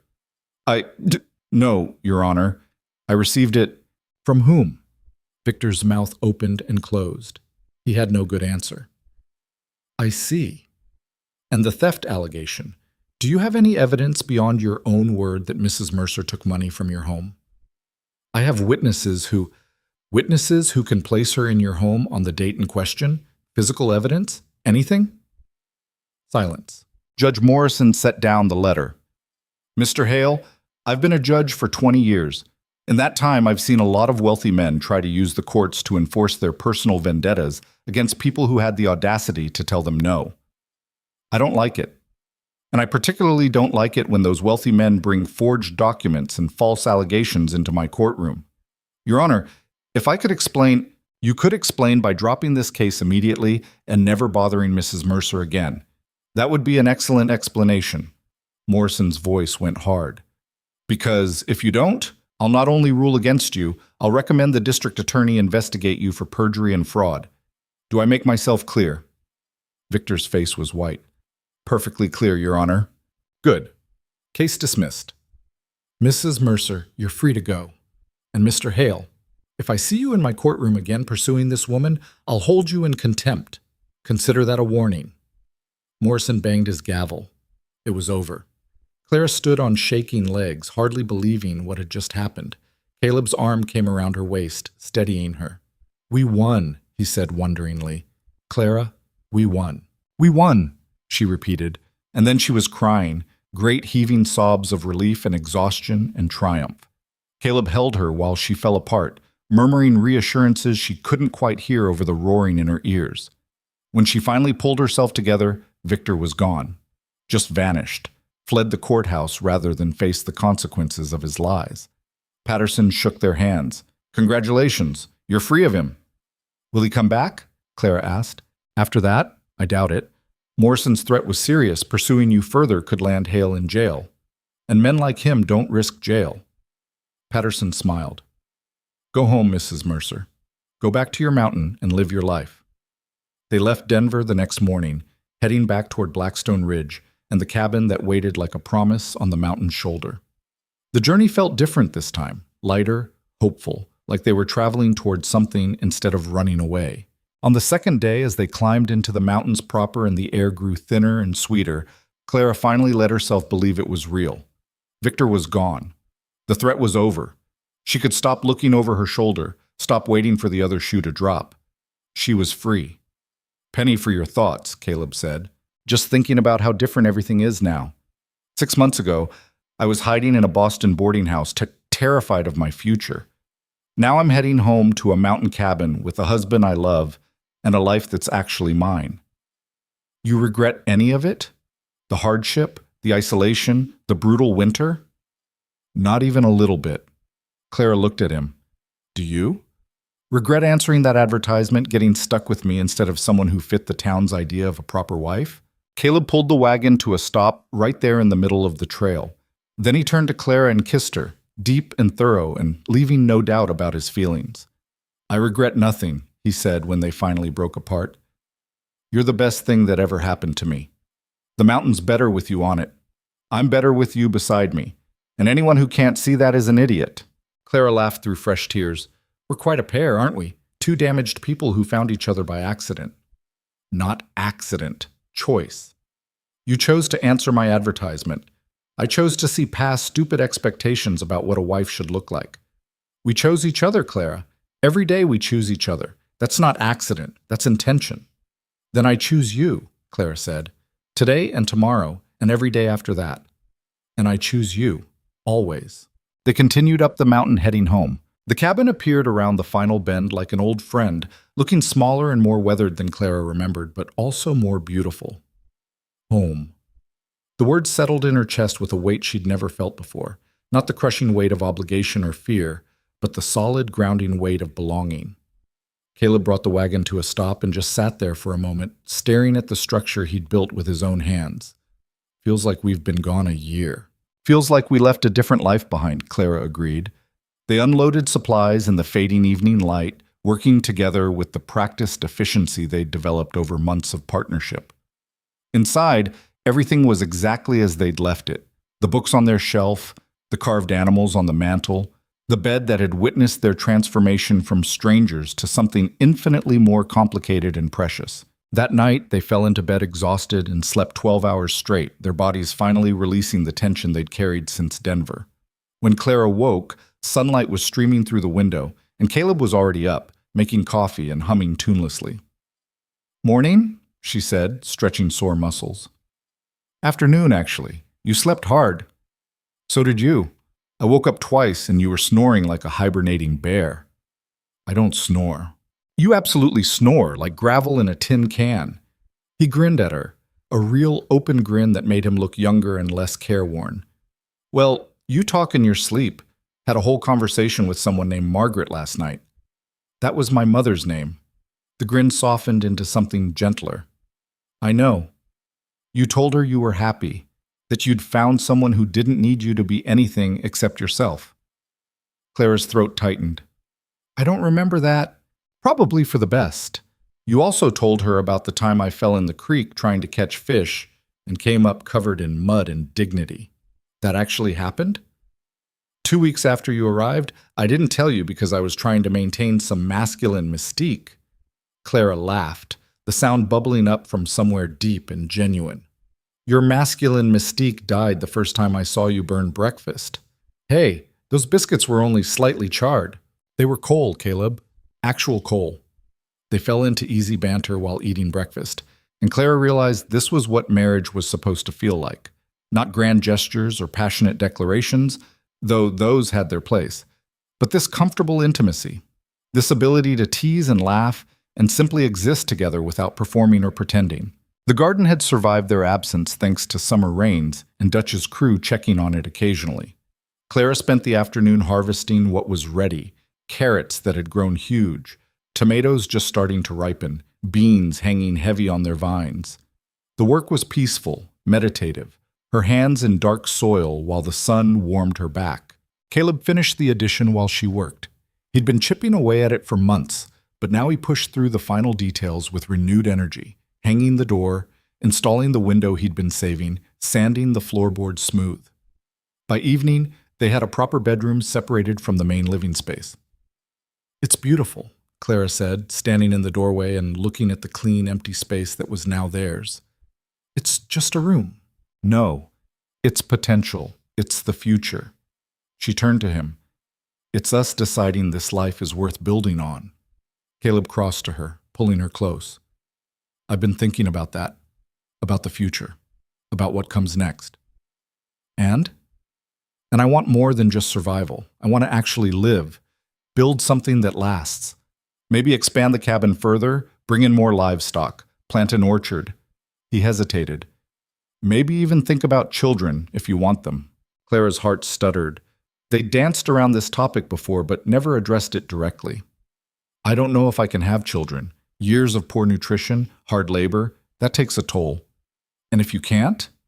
Would that matter to you? Caleb was quiet for a moment, choosing his words carefully. I won't lie and say I haven't thought about kids. About teaching a son to hunt or a daughter to read. But Clara, you matter more than any hypothetical children. If we have them, good. If we don't, that's good too. As long as I have you, I have enough. You say that now, I'll say it always. Because it's true. He cupped her face in his rough hands. You're not a means to an end. You're the end, the point, the reason. Clara kissed him, pouring everything she couldn't articulate into the contact. When they broke apart, both were breathing hard. Bedroom needs testing, Caleb said roughly. Make sure the floor's solid. Clara laughed against his mouth. Very practical. I'm a practical man. They christened the new bedroom thoroughly, and afterward lay tangled in blankets watching stars appear through the window. Clara felt entirely content. A feeling so unfamiliar, she almost didn't recognize it. What are you thinking? Caleb asked, his fingers tracing lazy patterns on her shoulder. That I used to believe happiness was something other people had. Something I wasn't built for because I didn't fit the right shape or meet the right criteria. She paused. But happiness isn't about fitting someone else's expectations. It's about finding the life that fits you. And this life fits you? This life? This mountain? This man who snores like gravel in a tin can? Yes. All of it fits me. She turned to look at him. Does it fit you? Better than anything ever has. They fell asleep like that, wrapped around each other in their new room, and Clara didn't dream about running or hiding or fear. She dreamed about spring planting and summer harvests and long winters weathered together. The weeks that followed fell into a rhythm that felt both familiar and entirely new. They worked the garden, continued improving the cabin, explored the mountain together now that Clara was strong enough to handle the terrain. Caleb taught her to track deer, to read weather and cloud formations, to identify medicinal plants. Clara taught him to cook more than stew and biscuits, to mend clothes properly, to read aloud with expression that brought stories to life. They made love frequently, sometimes tender, sometimes desperate, sometimes just playful. And Clara marveled at how her body, which she'd spent so many years hating, had become a source of pleasure instead of shame. Caleb looked at her like she was beautiful, touched her like she was precious, and gradually she began seeing herself through his eyes instead of the cruel mirror society had held up her entire life. One evening in late July, they sat on the porch watching sunset paint the mountains gold and purple. Clara was shelling peas. Caleb was carving another wooden animal, a fox this time, detailed and delicate. Dutch came by while you were at the creek, Caleb said casually. Says his crew's heading north for a big timber job, 3-month contract, excellent pay. Clara's hand stilled. And he offered me a position, not as a cutter, as a supervisor, managing logistics, coordinating crews, still good money but less dangerous. Caleb's knife kept moving, shaving thin curls of wood. I told him I'd think about it. What's there to think about? Whether you'd be okay alone for 3 months, whether the money's worth the separation, whether I want to go back to that world at all. He looked up at her. What do you think? Clara considered. 3 months was a long time, but they'd proven they could survive separation. She'd managed the cabin during his trips to town. He'd trusted her to handle herself. And the money would give them security, cushion against disaster. But more than that, she heard what Caleb wasn't saying. He was asking her opinion because her thoughts mattered to him. Not just going along with whatever she wanted to keep peace, but genuinely seeking her perspective as an equal partner. I think you should do it, she said slowly. Not because we desperately need money, we're managing fine, but because you'd be good at it. You know timber work inside and out, you understand how to manage people, and it would be less physically destructive than cutting. You're sure? I'm sure I'll miss you horribly, and probably talk to the horses too much while you're gone. But yes, I'm sure. Take the job, Caleb. We'll survive 3 months. He set down the carving and crossed to her, kneeling beside her chair. You're something else. You know that? So you keep telling me. I mean it. Most women would have said no, would have made me choose between work and home. I'm not most women, and this isn't about choosing, it's about supporting each other's growth. You've supported mine all year. Now I support yours. Caleb rested his forehead against her knee, and Clara ran her fingers through his hair, feeling the solidness of him, the reality of their partnership. He left in August, riding down the mountain with Dutch's crew, and a promise to write whenever he could get letters through. Clara stood on the porch watching until they disappeared, then turned back to face the cabin alone. The first week was harder than she'd expected. The silence felt oppressive without Caleb's presence. No one to cook for, no one to talk to, no warm body beside her at night. She caught herself setting 2 plates for dinner, starting sentences aloud that had no listener. But gradually, she adapted. She established her own routine: morning chores, midday work on projects, evening reading, and preserving food. She talked to the horses like she'd predicted, and they seemed to appreciate the conversation. She wrote letters to Caleb that she'd send when someone from town came by, filling pages with observations about the garden, thoughts about books she was reading, admissions of loneliness that felt safe to share on paper. On the 3rd week, Mrs. Garrett rode up from Blackstone Ridge with her teenage daughter, Sarah. They brought supplies and news and company, spending the afternoon helping Clara can vegetables while gossiping about town happenings. You've done well up here, Mrs. Garrett observed, surveying the tidy cabin and productive garden. Most women would have crumbled without their husbands around. Most women don't get the chance to find out what they're capable of, Clara replied. Society tends to keep us cushioned and contained. Mrs. Garrett laughed. True enough, you planning to stay up here through winter again? That's the plan. Even alone? If Caleb's job runs long? Clara had considered this. 3 months would bring them to November, cutting it close for winter. If the job extended or weather came early, she might face her second winter alone. The thought didn't terrify her the way it would have a year ago. Even alone, she confirmed. I know the mountain now, know what winter requires. I can handle it. Sarah, who'd been quiet, spoke up. You're not afraid? Afraid of being alone or afraid of winter? Both. Clara thought about how to answer honestly. I'm cautious, respectful of what the mountain can do, but afraid? Not anymore. Fear comes from uncertainty, from feeling powerless. I'm neither of those things now. Sarah absorbed this, her young face thoughtful. Clara remembered being that age, already being told her worth was determined by her marriageability, already learning that her body was something to apologize for. She hoped Sarah would learn different lessons. You can be anything you choose to be, Clara said, speaking directly to the girl. Don't let anyone tell you otherwise. Not your parents, not society, not some man who thinks he knows better. You're the authority on your own life. Mrs. Garrett's expression was complicated, part approval, part concern. That's progressive talk. That's honest talk. And if it's progressive to believe women have value beyond what men assign us, then I'll be progressive. They left before evening, and Clara appreciated both the visit and the return to solitude. She was learning she could hold both truths simultaneously. She loved Caleb and was stronger alone than she'd ever imagined possible. His presence didn't complete her. It complemented her. There was a difference. Letters from Caleb arrived sporadically, brought by whoever was making the trip up from town. They were brief. He wasn't a man of flowery words, but genuine. He wrote about the work, about missing her, about small observations that reminded him of her. Clara treasured each one, reading them multiple times before filing them in the wooden box where she kept precious things. September brought the first hard frost. Clara harvested the last of the garden, spending days preserving and storing food for winter. The tomatoes had done well despite the elevation, dozens of them, fat and red and tasting like summer. She ate them fresh, canned them, even dried some for winter stew. She was alone on her birthday, something she only realized when she consulted the almanac while calculating first snow odds. 23 years old, a year older than when she'd arrived, but feeling decades more mature. There was no cake, no celebration, just another day of work and survival.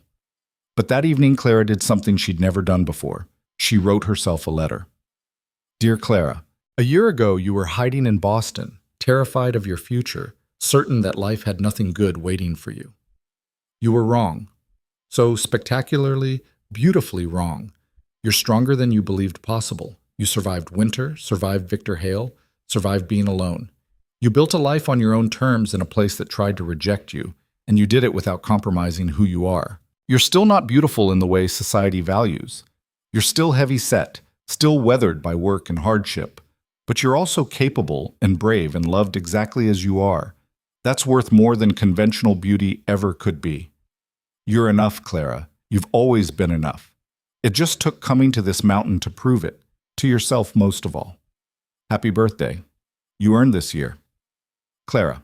She folded the letter and placed it in the box with Caleb's letters, a reminder for future moments of doubt.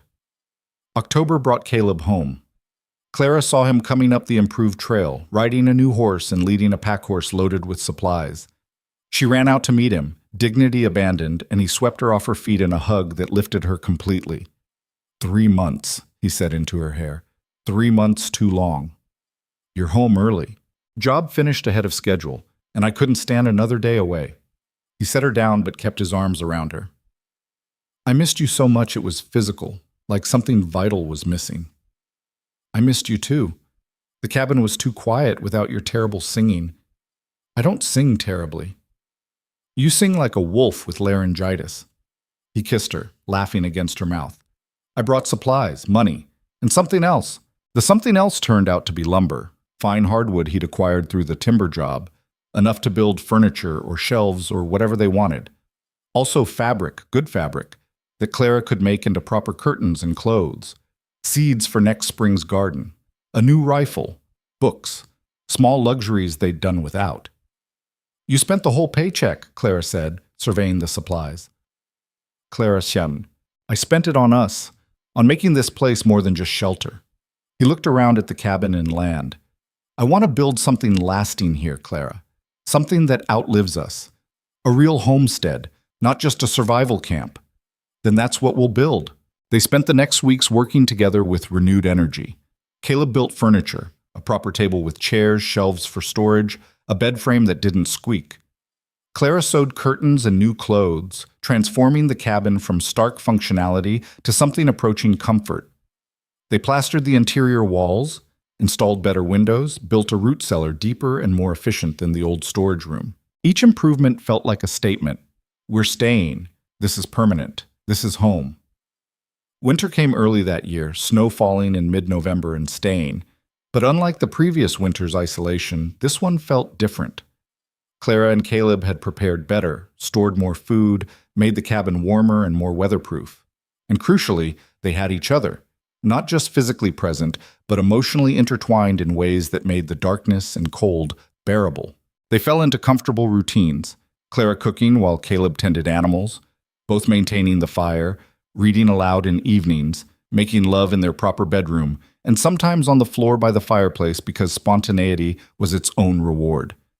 They argued occasionally about stupid things, whether to use wood sparingly or stay warmer, what to eat for dinner, whose turn it was for the awful task of emptying the chamber pot in below-zero temperatures. But the arguments never escalated into real fights. They'd learned how to navigate conflict without cruelty. One evening in December, during a particularly fierce storm, Clara was reading when she felt Caleb's eyes on her. She looked up. What? Just thinking about Anne. Clara set down her book, surprised. He almost never mentioned Anne anymore. What about her? How wrong I was about what I needed. I thought I needed someone beautiful and delicate, someone who fit society's picture of the perfect wife. He moved to sit beside her. But what I actually needed was someone strong enough to handle reality, someone who could look at hardship and not break, someone who'd choose this life deliberately instead of trying to romanticize it into something it's not. I'm not perfect, Caleb. I get frustrated and scared and tired. Of course you do. Being strong doesn't mean never struggling. It means struggling and continuing anyway. He took her hand. You continued. Every time this mountain or the town or Victor Hale tried to break you, you continued. That's the kind of strength that matters.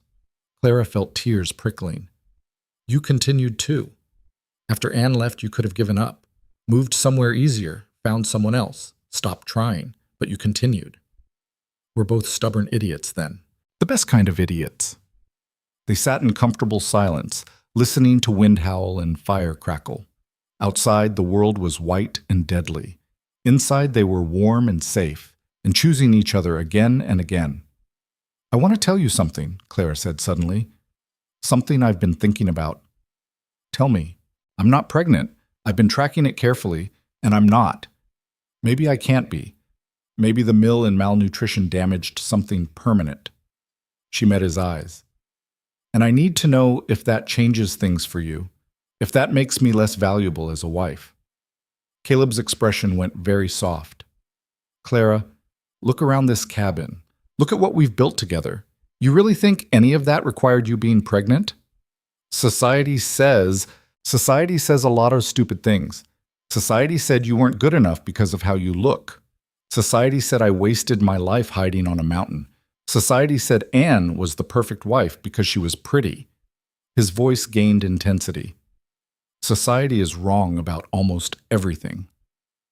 But children would be welcome if they come. But they're not the point of view. You're the point of view. He pulled her close. I love you because you're brave and stubborn and real. Because you laugh at my bad cooking and read to me in the evenings and somehow turned this lonely cabin into an actual home. Not because of some hypothetical children you might or might not produce. Clara buried her face in his chest, letting tears come. Relief and grief mixed together. Relief that he meant what he said. Grief for the children she might never have. For the conventional life she'd never live. But also gratitude. Gratitude for finding someone who valued her for what she was, rather than what she might provide. Thank you, she whispered. For what? For seeing me. Actually seeing me. Not just the parts that serve your needs. That's what love is. Real love, anyway. Seeing the whole person and choosing them anyway. Winter deepened. January brought temperatures so cold that water froze in the cabin overnight despite the fire. February brought so much snow they had to dig tunnels to reach the outhouse and lean-to. But they survived together, and survival felt less like endurance and more like living. In March, as the world began its slow thaw, Caleb and Clara stood on their porch watching sunset paint the mountains. 2 years since Clara had stepped off the train in Blackstone Ridge, expecting nothing except survival and finding everything else instead. What are you thinking? Caleb asked. That I'm glad Anne left. He looked at her sharply, surprised. Not because I wanted her to be unhappy, Clara clarified, but because if she'd stayed, I wouldn't be here. And I can't imagine being anywhere else. Caleb wrapped an arm around her shoulders. I'm glad too. She taught me what I didn't need. You taught me what I did. And what's that? A partner. An equal. Someone who'll split wood and tell me when I'm being an idiot and make this mountain feel less like exile and more like choice. Clara leaned into him, feeling his solid warmth. Choice is exactly what it is. Every day we choose this life, choose each other. That's what makes it real. Spring arrived properly in April, bringing green shoots and running water and birds returning from southern migrations. Clara and Caleb planted a larger garden this year, adding sections for corn and squash and herbs. They built a proper chicken coop and acquired hens from a farm near Blackstone Ridge. They extended the fence, improved the trail further, made plans for future expansions. One afternoon, working side by side in the garden, Clara felt entirely content. Not in some fairy tale way where everything was perfect. Her back ached, dirt was under her fingernails, sweat made her dress cling uncomfortably. But she was doing work that mattered with a person who mattered, building a life that was entirely her own choice. Caleb, she said. I'm happy. Genuinely, sustainably happy. I wanted you to know that. He looked up from the potato seedlings he was planting, his face transformed by a smile. Me too. Even with the hard work and isolation and me taking up half the bed? Especially with all that. They worked in companionable silence after that, just two people tending their garden under an indifferent sky, making something grow through sheer, stubborn determination. That evening, Clara stood in the doorway of their cabin watching twilight settle over the mountains. Behind her, Caleb was making dinner and humming his tuneless songs. Tomorrow, they'd work the garden again, repair a section of fence, check on the chickens. Nothing dramatic or exciting, just the steady accumulation of days that added up to a life. She thought about this woman who'd stepped off the train 2 years ago, scared, desperate, expecting nothing except a practical arrangement to avoid a worse fate. That woman had been so focused on survival she couldn't imagine anything beyond it. But survival wasn't enough. It never had been. What made life worth living wasn't just enduring the hard times. It was choosing to build something beautiful anyway. It was finding someone who saw your worth when society deemed you worthless. It was proving that strength came in forms people didn't expect, that love was action more than feeling, that home was wherever you chose to plant roots deep enough. The mountain had taught her that. Caleb had taught her that. But mostly, she'd taught herself by refusing to accept other people's limitations as her own. She heard Caleb come up behind her, felt his arms wrap around her waist from behind. They stood like that, watching stars emerge one by one, two people who'd been lost finding themselves in the last place anyone expected. "What are you thinking about?" Caleb asked. Clara leaned back into his embrace, feeling entirely safe. "That we made it." "Made what?" "Everything. Winter and Victor and loneliness and fear. We made it through all of it and came out better instead of broken." "We did," he agreed softly. And they had. Not perfectly, not without scars, but genuinely. They'd taken 2 damaged lives and built something durable, something that could withstand the weight of reality without collapsing. That was love. Not the fairy tale kind that promised easy happiness, but the real kind that promised to keep choosing each other when happiness was hard. The kind that said, "You're enough, and I'll stay, and we'll figure it out together." Clara had spent most of her life believing she wasn't enough for anyone or anything. The mountain and Caleb hadn't fixed that belief through grand gestures or dramatic declarations. They dismantled it through 1,000 small moments of acceptance. Through Caleb valuing her opinion, respecting her strength, loving her body as it was. Through the mountain demanding she prove her capability and her succeeding again and again. Through a community slowly recognizing that worth wasn't defined by appearance or conventional expectations. She'd become enough by realizing she always had been. The world had just convinced her otherwise. "I love you," she said into the gathering darkness. "I love you too." Simple words. Insufficient words, really, for everything they'd built together, but also the only words that mattered. Behind them, the cabin glowed with lamplight. Ahead, mountains rose in silhouette against stars. Between the two, between shelter and wilderness, Clara had found exactly where she belonged. Not because someone gave her permission, because she gave it to herself. And that, ultimately, was the only approval she'd ever needed. The wind picked up, carrying the scent of pine and possibility. Caleb tightened his arms around her, and Clara smiled into the darkness, thinking about tomorrow's work and next winter's challenges and the years stretching ahead, difficult, uncertain, entirely worthwhile. She'd come to Blackstone Ridge expecting to survive. Instead, she'd learned to live. And that made all the difference.